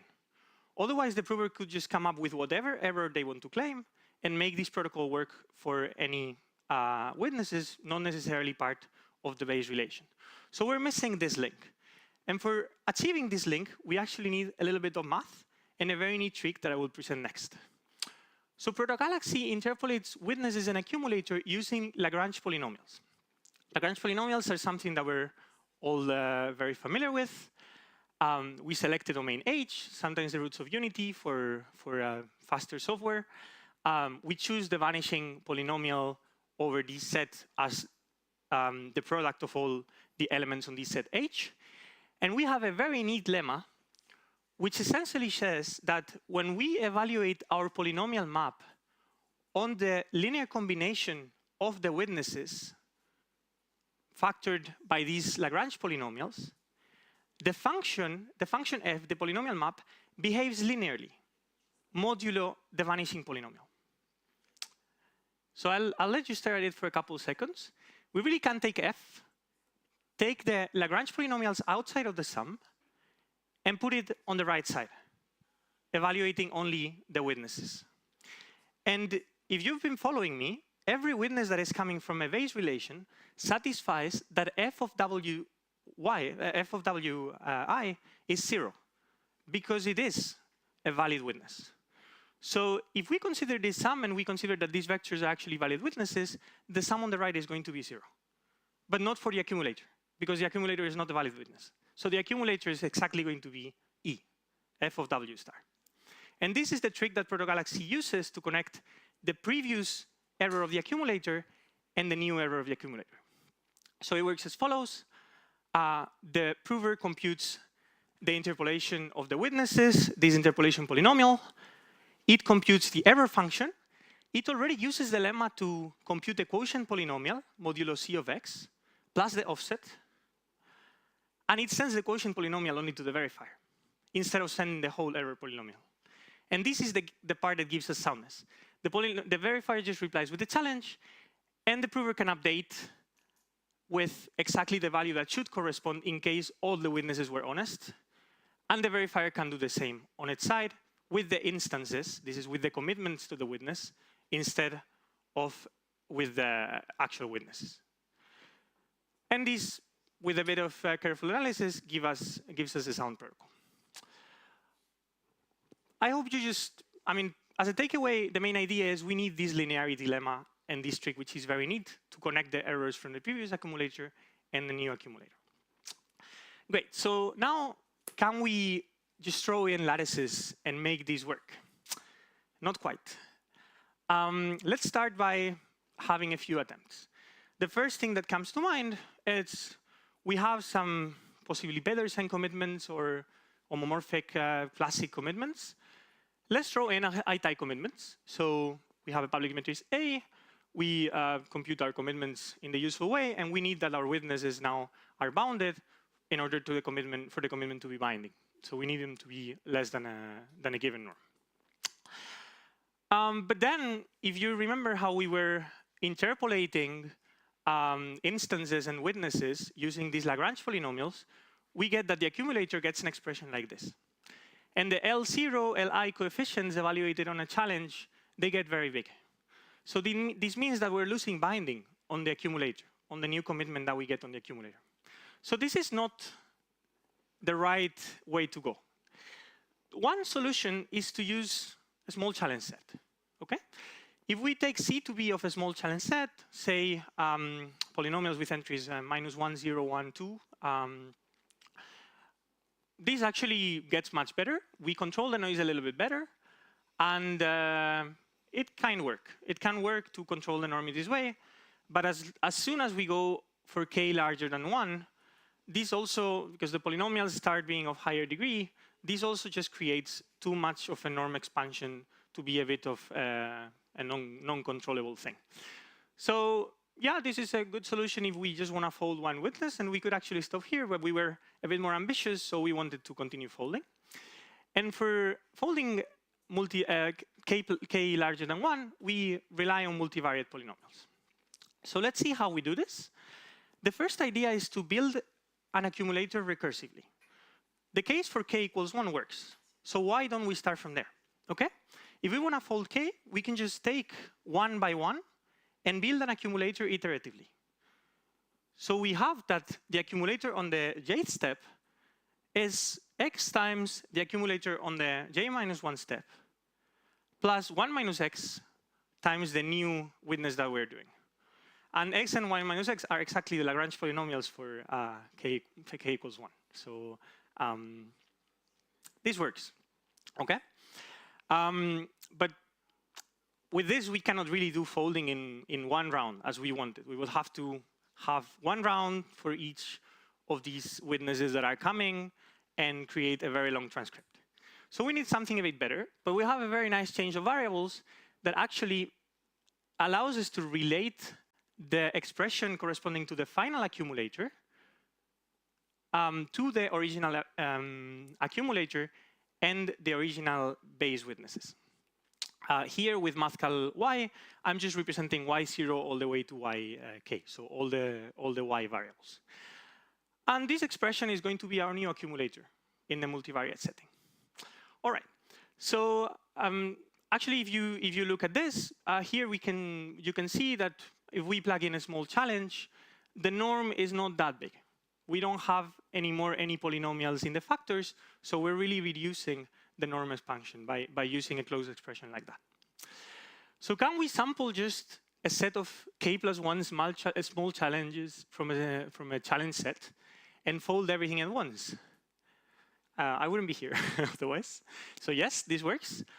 It works with some additional considerations. In particular, we need to attach a range proof for each of the instances, for each of the commitments, and we need to find an equivalent linearity lemma for soundness. We no longer have Lagrange polynomials, So we have to work our way in order to get a linearity lemma.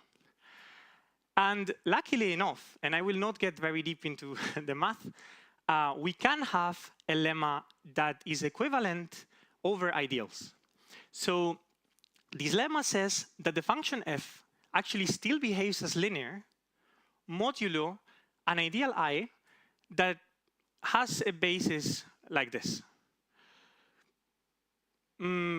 Complicated math, but what matters is that we can actually use, the prover can actually use the pre-computed reduced Grobner basis of this ideal and compute a Euclidean division that turns out being nice, fast, and exact.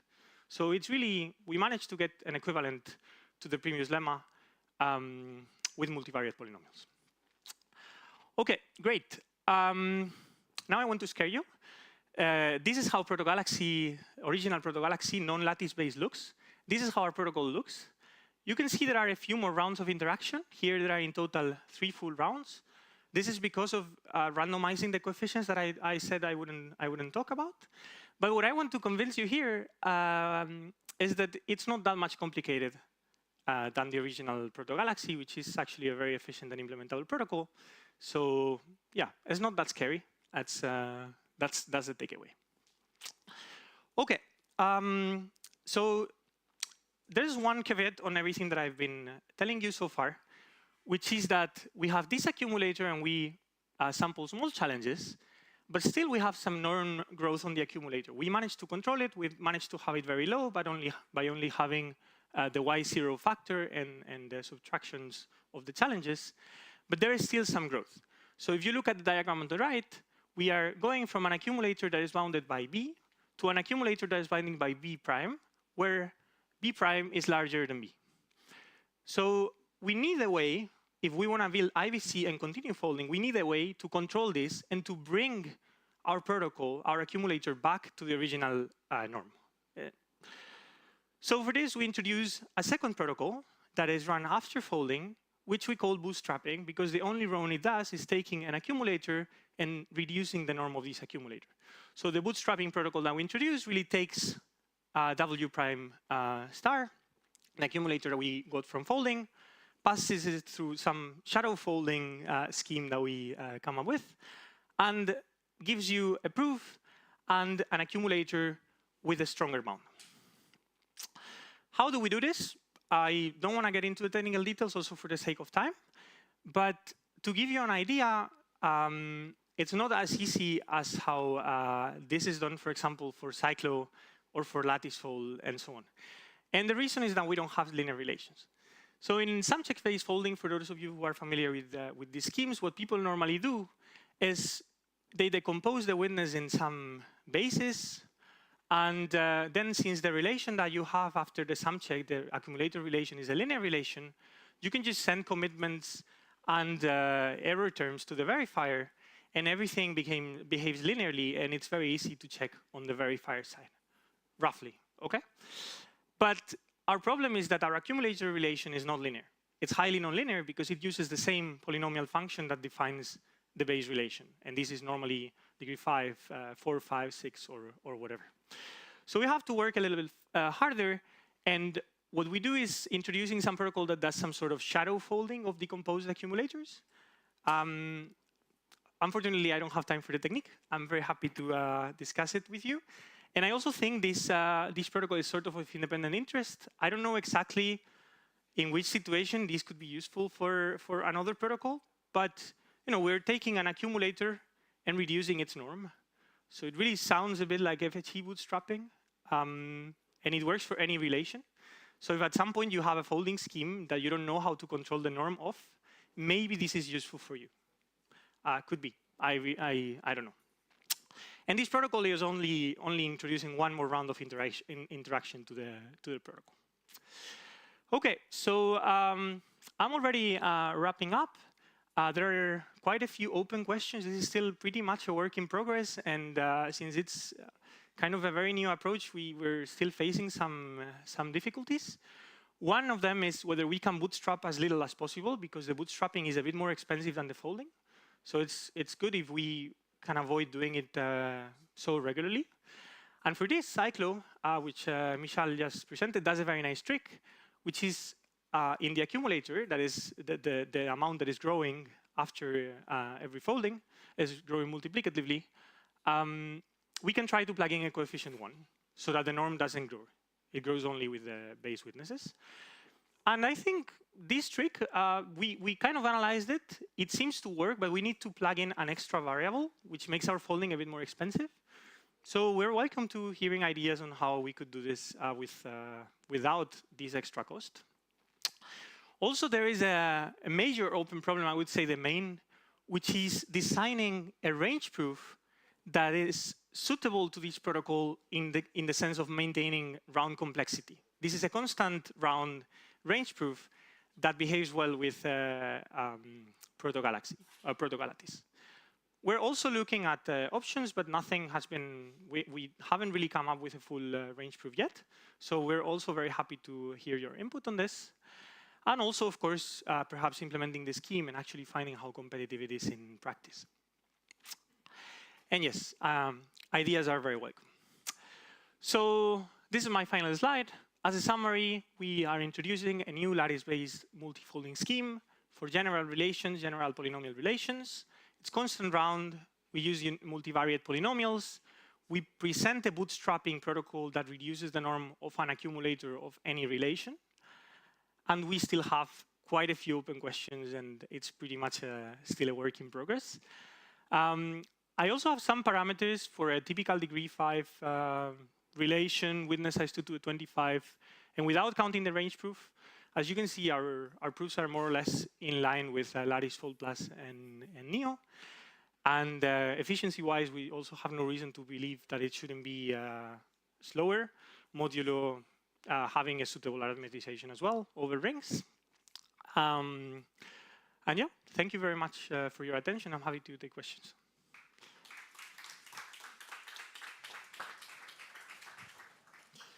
Thank you, David. Any question from the audience? The camera is not a hand.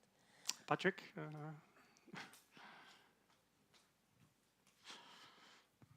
Thank you. It's a question / remark, is that the thing which reduces the norm of the accumulator is extremely powerful, because you don't just reduce the norm of the accumulator, right? You have to maintain soundness, which means that the new accumulator should guarantee that, you know, every witness that you accumulated will also find.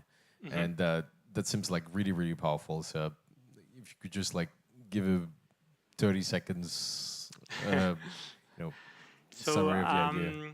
I can give you a 30-second overview. I'm going to give it in the univariate polynomial case, because it's more intuitive.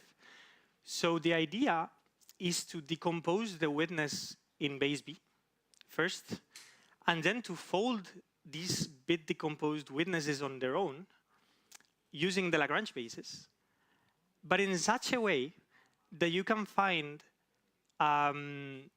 some point in which the evaluations of the Lagrange polynomials correspond exactly to the base in which you're decomposing.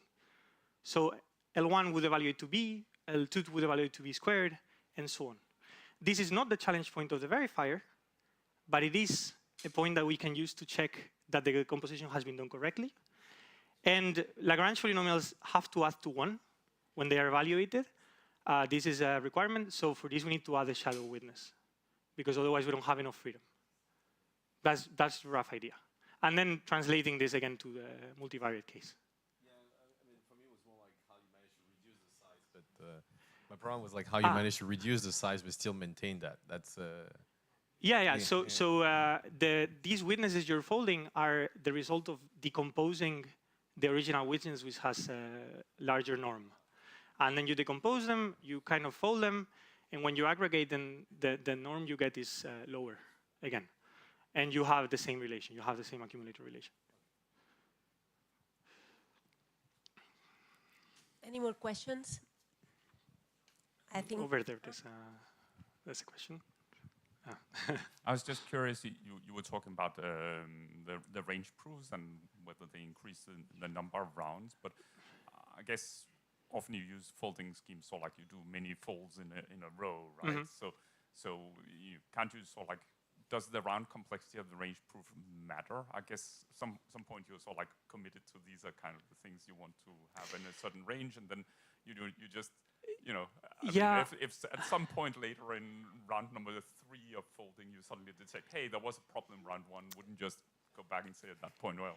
It is true, but here we have to really send the range proof.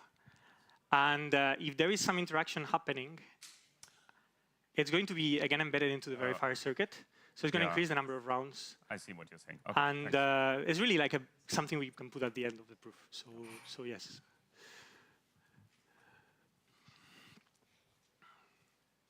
One last question.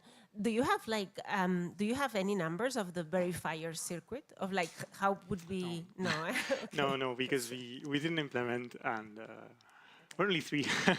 We welcome people. Okay, I think we're running out of time, so if there are no more questions, we will move to the next talk. Michal, you again. Okay. Now I have to. I guess, yeah. Well, good. Sí, porque. A ver, apago esto.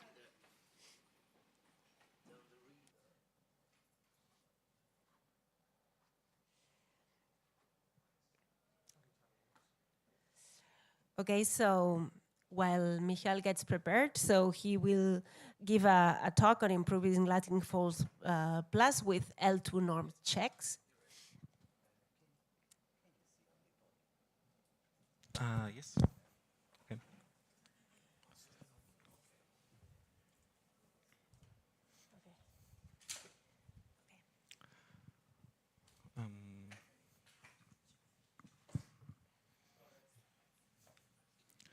Great. So thanks for introduction once again. And the topic of this presentation is how to improve lattice fault with L2 norm checks. And it's actually very interesting that all of us are talking about norm checks, and these norm checks doesn't require a lot of sum checks. So yeah, I find it very exciting. Okay, so again, what is folding scheme? If you don't know at this point, folding scheme, I just start with like stating out properties. So this is an algorithm which is turning relations into. Sorry. This is very blinking, this screen. Okay, anyway, so that is turning a pair of relation into some one relation that we call an accumulator. And also on the top of correctness, we defined extractability. That is, is it possible maybe to turn? I mean, just can you turn it off because it's blinking.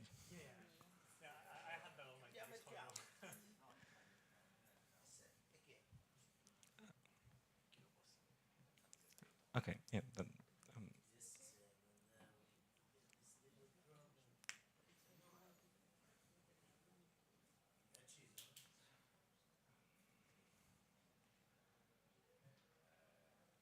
yeah, just turn it off. I don't need it. So on the top of this correctness, we also talk again about this knowledge soundness or extractability. That we have some algorithm that we call an extractor that on observing the output statement, it outputs the input statements with some relaxations. And we also talk about succinctness, so we want to have fast verifier and small communication. And we again operate in this language of reductions of knowledge. So the reduction of knowledge is a pair of algorithms between prover and verifier that is reducing the relation xi0 to some new relation xi1, which are potentially different. And we, again, for this reduction of knowledge, and we view the folding scheme as a composition of reduction of knowledge, we define the regular properties like correctness, and also we talk about extractability of or knowledge soundness of this reduction of knowledge. So what is the relation that we are mainly interested? So in this talk, I'm reducing my focus again to R1CS, so that we have some matrices that are capturing our real natural constraints. And this relation, in this case, we defined over our cyclotomic rings. I present this because I want to give some vibe what we are talking about, some real-life computations. However, practically in our lattice-based schemes, we talk about simplified linear relation, so that we have some witness which is committed under some I-type commitment, and on the top of that, we define the constraint that, oh, wow, that's fancy. That is a constraint over the multilinear extension over the witness. So we want that so that the witness evaluated at some point evaluates to some point S. So more pictorially, we look at this I-type commitment, and we view those multilinear polynomial evaluation as simply one row of additional constraint, and we will take advantage of that perspective. So the reduction from this R1CS to this linear relation, it's existing in the literature, and this I don't know to talk in this presentation, and also as David said, it all bases on hypernova. So what is the construction of lattice-based folding scheme? So in this previous presentation, I already introduced this graphic, so let me just try to capture again what we are talking. So we have this step of linearization that we turn this R1CS or any real-life constraint into a linear constraint. We have this homogenization, which makes them look similar, and then we are doing random linear combinations. Yes, and then we have the accumulator, which simply goes as an input for our next round of folding. And this all was covered in the previous presentation, so I'm skipping some time on the preliminaries.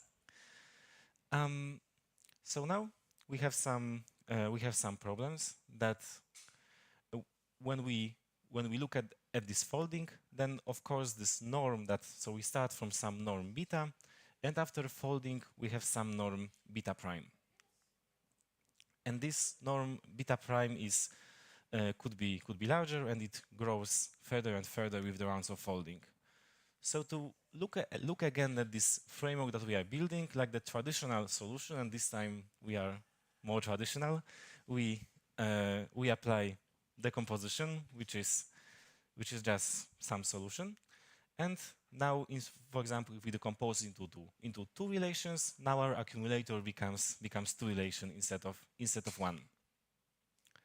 And now, if we take a look again at this folding, and now pay a particular attention to this extraction process, we observe that if we start from the witness of norm beta, then here we are getting witnesses which are, we cannot even say that they are low norm, because actually, due to this rewinding, we can think that those witnesses are actually now equipped with some short denominator. And now we are talking not, this is our, we call it weak or relaxed relation. And yeah, so this additional denominators also will grow in this extraction process. So we are looking for some norm upgrade strategies. So in lattice fold we have some strategy which is based on sum checks. In lattice fold plus uses also sum check, but with some more particular decomposition that is based on some monomials, which turns out to be particularly efficient.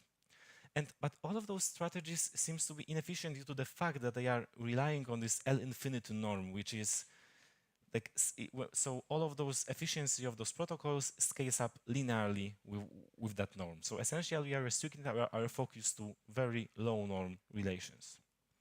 So here comes the open question which I would like to present, answer in this talk. Can we design a verifier and communication efficient range check which is particularly suited for L2 norm? So of course the answer is yes, because that's why I'm talking. So the main tool that we will be using is Johnson-Lindershaw's projection, which is partially derived from Labrador. Labrador is a snark, is a lattice-based snark. And this lemma says more or less that if we take a matrix, if we take our witness W and then multiply with and do like a left multiplication with some projection matrix that sometimes we can call just Johnson-Linderstrauss matrix, then this multiplication, even under modular arithmetic, more or less preserves the norm, and up to some small statistical error. However, how it was done in Labrador, it was done with completely ignoring verifier efficiency. And if you would like to directly take advantage of this approach of Labrador, what would happen is that we have this our I-tie relation with potentially commitment and some additional constraints, and we simply swap this matrix at the bottom. It has the problem that now this verifier has to sample this matrix because it comes from the verifier in the interactive setting, or it has to be derived from the hash. But the verifier will sample and also further operate on this very large matrix, which is potentially linear with the which is just linear with the witness dimension. So here comes our approach that is also built on one of my previous works, that instead of thinking about this like a very large matrix, we can turn it into many projections, each of them being with the same matrix. So now each of this projection can be said to be relatively small. But now we have a problem that, okay, since we are created many of those projections, potentially as many so that operating on each of them is efficient, then we have to send it. Like, of course, this is not even a protocol at this point, but I already try to point to the issue that is coming up. That now the projection, assuming that this Johnson-Linderstrauss projection is reducing only by some constant factor, then this projection is very large. But now the idea is that instead of having one relation, we look collectively at many relations, so that we don't fold one relation, we fold many relations, for example, 2 of them. And now these projections, instead of sending them, we can commit to them again. And then we can certify the consistency between the projection image and the projection pre-image via some, well, in our work via some check, but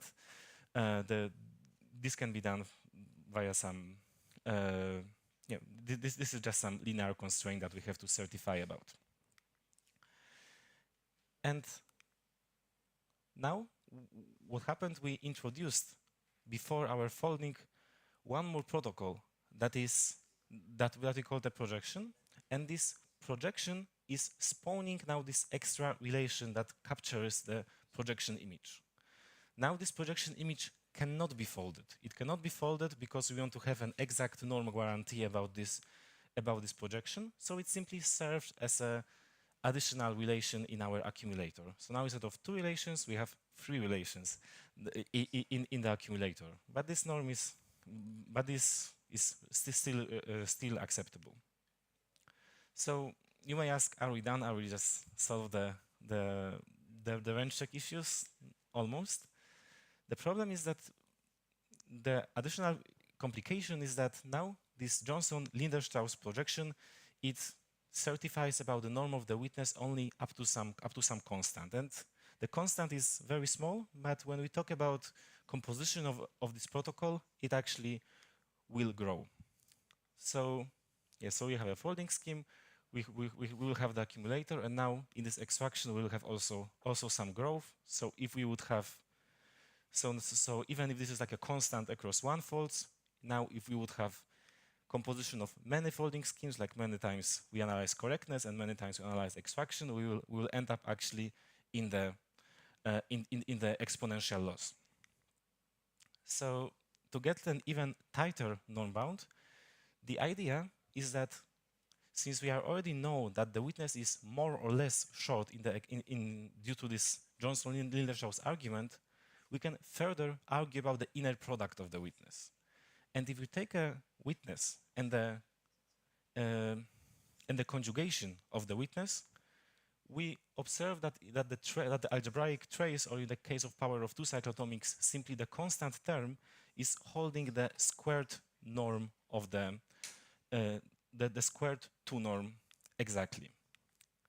So the idea is that we give an opening to to this inner product on the top of proving about Johnson-Linderstauss projections. And since we already know that the witness is relatively short, it is enough that we observe that even though we have an argument that is arguing mod q, then if this is so short, we can just ignore this mod q, and we can simply argue about this exact L2 norm.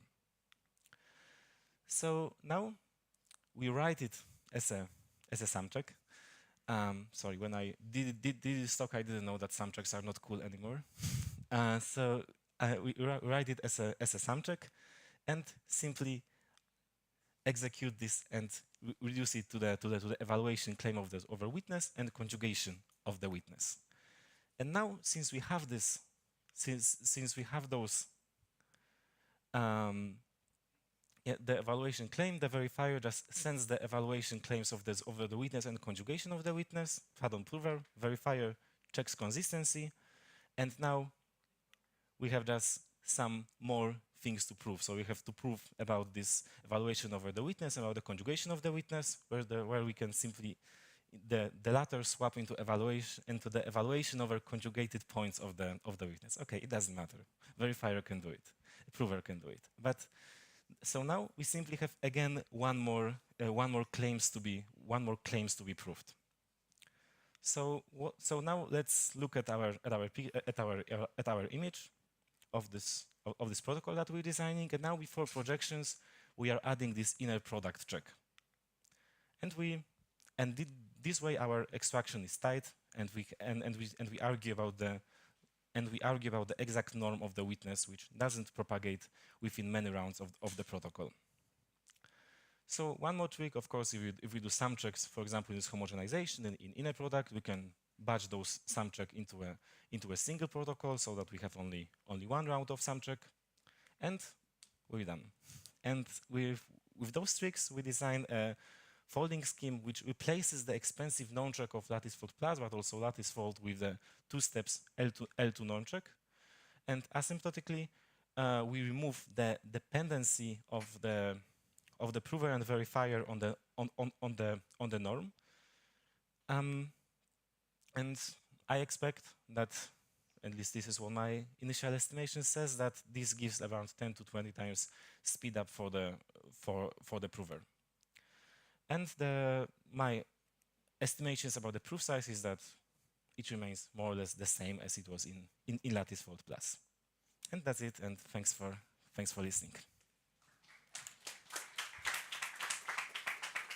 Thank you very much, Michael. So are there questions?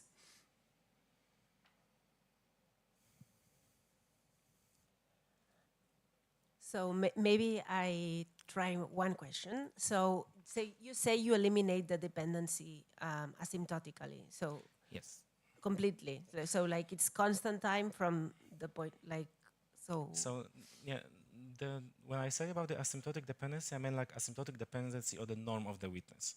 So the runtime of the protocol technically doesn't depend on that.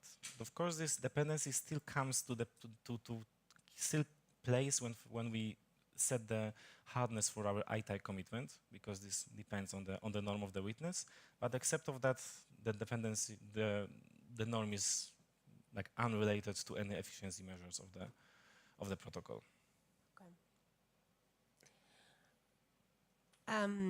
Okay. So if there are no more questions, we'll move to the next talk. Unfortunately, so thank you very much. So let's thank the speaker again. And we now move to a talk. Unfortunately, Bini Chen couldn't make it because couldn't get the visa on time. So this will be a pre-recorded talk. So while we set it up, we understand, of course, if you need some time and you prefer to change room, okay? So we'll now set it up and play the talk.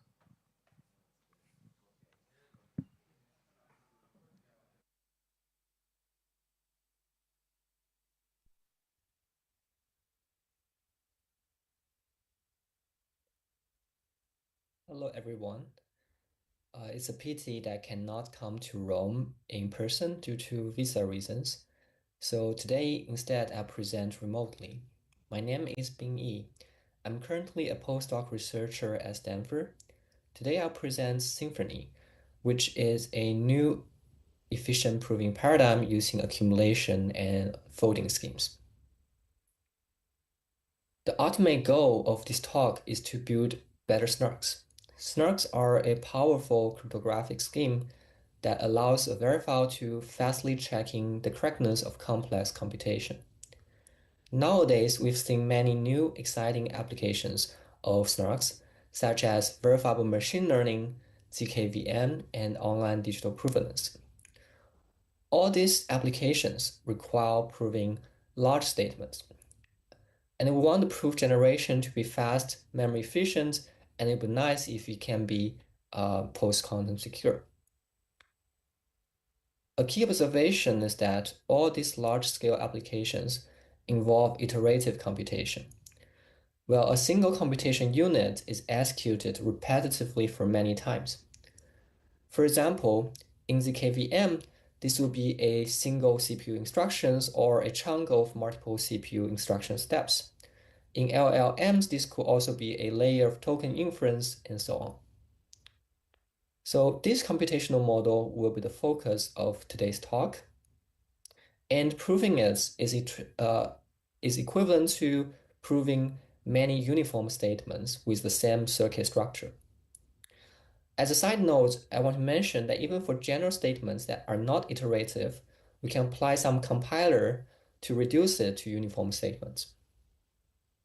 So our main task today is to be able to prove many uniform statements in a batch. Efficiency-wise, we want a fast and memory-efficient prover, and we want proof size to be as small as possible, like polylogarithmic in the length of only each single individual statement. Security-wise, we want the scheme to be plausibly post-quantum secure. Towards this goal, researchers recently introduced the notion of accumulation or folding schemes. So there are a public coin interact protocol that reduce the checking of multiple MP statements into the checking of a single statement. As you may see, the output statements here is not necessarily succinct. So folding is a weaker primitive than snarks, which does not give you full succinctness, but it also leads to fast construction and better proving efficiency. Additionally, you can make folding protocol non-interactive via the Fisher-Shamir transform by computing those verified challenges as the hash of the transcript. Folding schemes are a powerful tool for constructing incremental verifiable computation, or IVC. IVC is a scheme that allows a party to dynamically prove the correctness of many steps of computations. But the proof size and the verification here can be independent on the number of steps you prove. For example, suppose your goal is to prove a chain of computation of some function f. IVC allows you to achieve this in a streaming and memory efficient fashion. At each iteration step, the prover folds the two current statements into one, and then it generates a new online statement justifying the correctness of the previous folding step, as well as this new step of unit computation. You do this many times. In the end, the correctness of the last folding statements would imply that all previous online statements are true.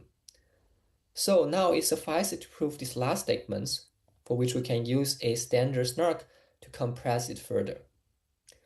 More generally, we can fold using a binary tree, or even support arbitrary DAGs or computation using the so-called proof-carrying data schemes. PCD and IVCs are really elegant and generic paradigm to support low memory proving. However, it has several drawbacks. First, the statements to be folded here includes both the unit computation F and also the folding verifier circuit, while the latter contains many hash function gadgets to be proved because of the Fisher-Shamir transform. And this hash gadget sometimes can be expensive to prove, In lattice folding schemes, even for 2-to-1 folding, if we use Poseidon hash, the verified circuit can still take about 100,000 R1CS constraints over a field because in our case, the commitment we use are ring elements that have high degree. And this could be worse in a hash-based folding scheme, which leads to open many Merkle paths. Second, this also leads to some security concerns. First, non-interactive folding is only proven secure in the random oracle model. So after we instantiate this hash function in the circuits, we are no longer in the random oracle model, and the IVC scheme security have to rely on heuristic conjectures. To address these issues, we introduce a new proving paradigm called Symphony that uses folding and accumulation schemes in a different way. To my knowledge, we know snarks based on folding-like techniques, but this I think is the first paradigm that directly uses folding and accumulation schemes without IVC or PCD. Compared to IVC,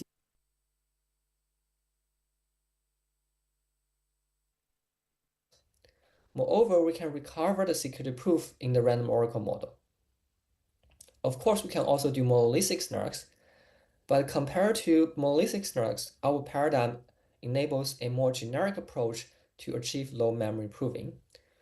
And on the other hand, our paradigm also makes use of monolithic snarks in a black box way, but is only used for proving a much smaller statement.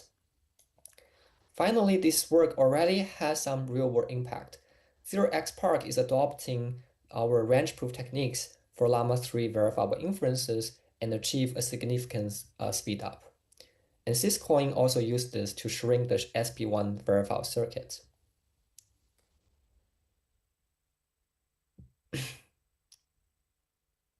So the main technical contribution of today of our paper consists of two parts. First, we introduce a new lattice-based high-arity folding scheme, which is of independent interest. And second, we introduce a simple compiler to convert this folding scheme into a succinct argument. The high-arity folding schemes allows us to reduce L, which can be up to 1,000 statements over polynomial ring RQ, into constant number of statements. The proving time is dominated by Ln ring operations for computing witness commitments.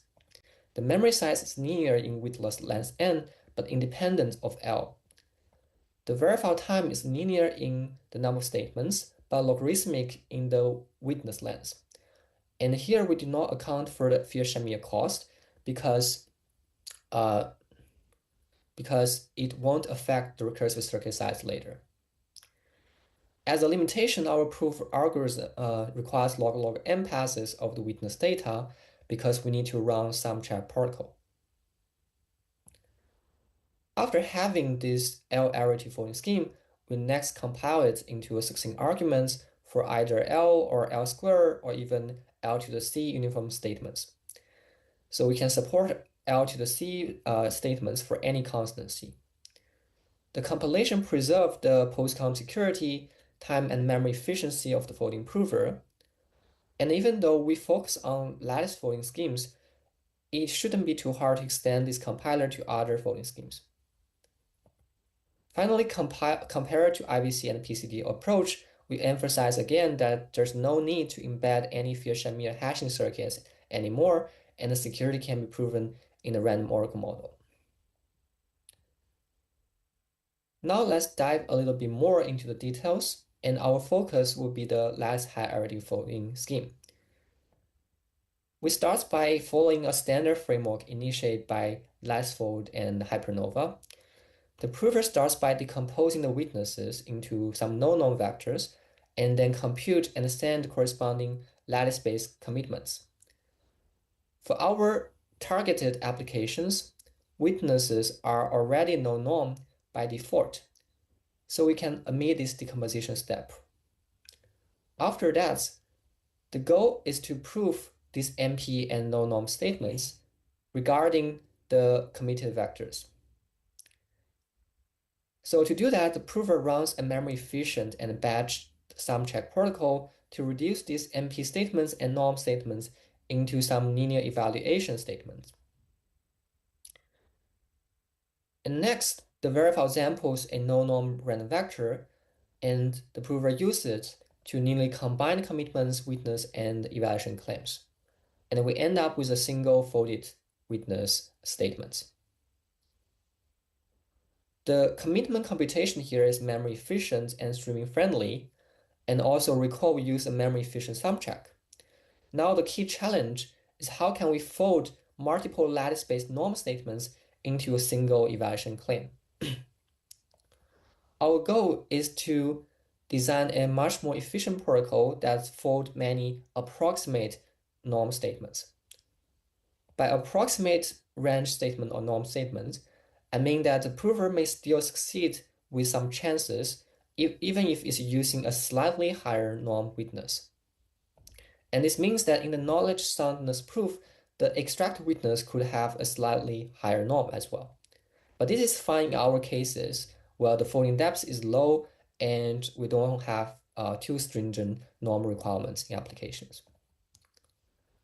Now let's see how it works. First, let me recall the relation we want to prove. The public instance is a lattice-based commitment, and its witness is the integer coefficients of the underlying opening vectors, which are some ring elements. We say this relation holds true if the witness is the coefficient vector of a valid opening, and moreover, this commitment opening has a small infinite norm. The first technique we use is called structure projection, introduced by the Rock and Roll paper. Given a vector W of length n by d, n times d, we split it into many chunks of length d lambda chunks. Next, the verifier samples a random challenge, which is a small random matrix J of dimension lambda by d lambda. Given this matrix J, the prover will compute a projection of each orange chunk and obtain a smaller green chunk. Note that each component's projection reuses the same matrix J here. After that, the prover will combine all these small green chunks, and this gives us a new vector of length n, which we call U. By Johnson-Linden-Strauss lemma, we can reduce the norm check of the original vector into the norm check of its shrinked vector U. More precisely, we want to prove that W is a valid opening to the commitment, and its transformation of W, which is U, is also a no-normed vector. Given that, the next technique is to fold these projective vector statements. And then this is inspired by the monomial check protocol from Last4+. For simplicity, let's consider an even simpler task, which is just to check that each element of U is between the range of 0 to d-1, where d is the degree of the polynomial ring. And this idea can easily extend to support larger ranges. So first we fix a polynomial t, which we call table polynomial, where the coefficient of each monomial x to the d minus I is minus I. And the key observation is that this simplified norm statement is true only if there exists another commitment to some monomial vectors delta, such that for every index I from 1 to n, ui is exactly the constant term of this multiplication between tx and delta I. It's not hard to see that if this holds true, ui must be in the range, because given the structure of the polynomial ring, the constant term of this multiplication must be the negation of one of t's coefficients, which is in the range of 0 to d-1. Given this observation, we adapted Last4+ idea and introduced a new simple sum check that reduced these statements into linear statements of W and delta. The prover is dominated by n ring additions and an ON size sum check protocol over a lambda B field. And the verifier involves only OD plus log n field operations. We note that this protocol is approximately d times cheaper than in Last4+, because we only need to range proof a d times smaller vector U here. And I want to mention that the resulting scheme is relatively simple to describe. However, we carefully leverage some algebraic techniques for efficiency optimization, such as tens of rings. And also, this knowledge sums proof turns out to be less trivial than in the prior work. And refer to our paper for more details. After knowing how to build high-arity folding schemes, now let's see how to convert it into a succinct argument. Our main result is the following. Assuming the hardness of module shortest integer solution problem, and given a L-arity last folding scheme, and any commit and proof snarks in the random oracle model, which is a special class of snarks where you can commit data first and later efficiently prove relations over the committed data. Given these three building blocks, we can obtain the succinct arguments of knowledge for L uniform statements, each of witness size n.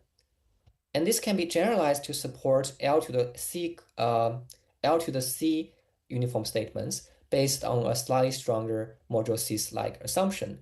And notably, this recursive circuit size here is only linear in L, but not linear in M.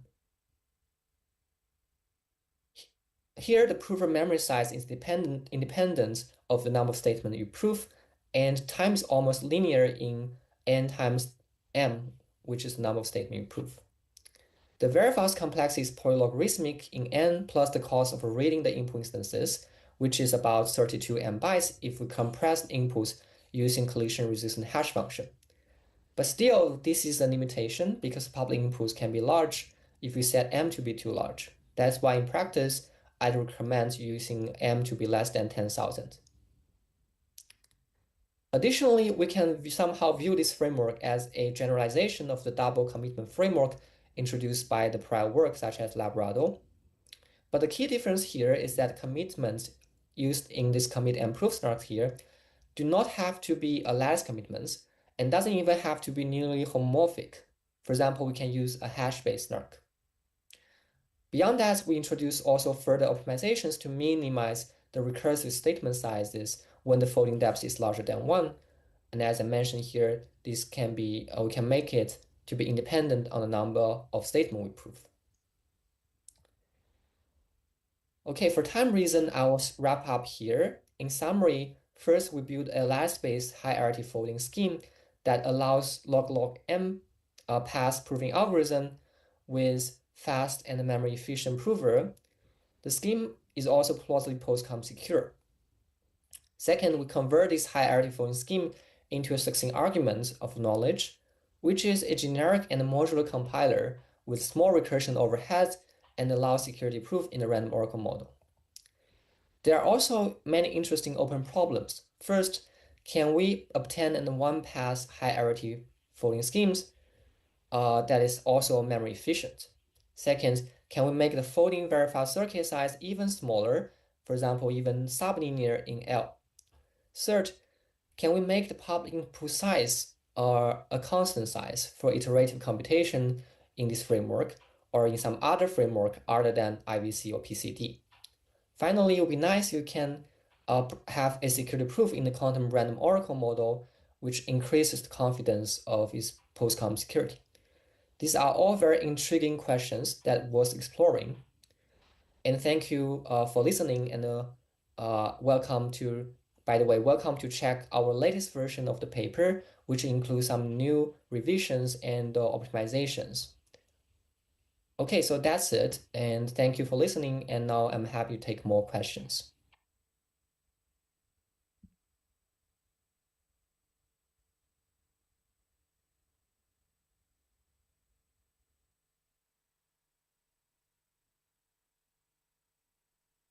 Offering.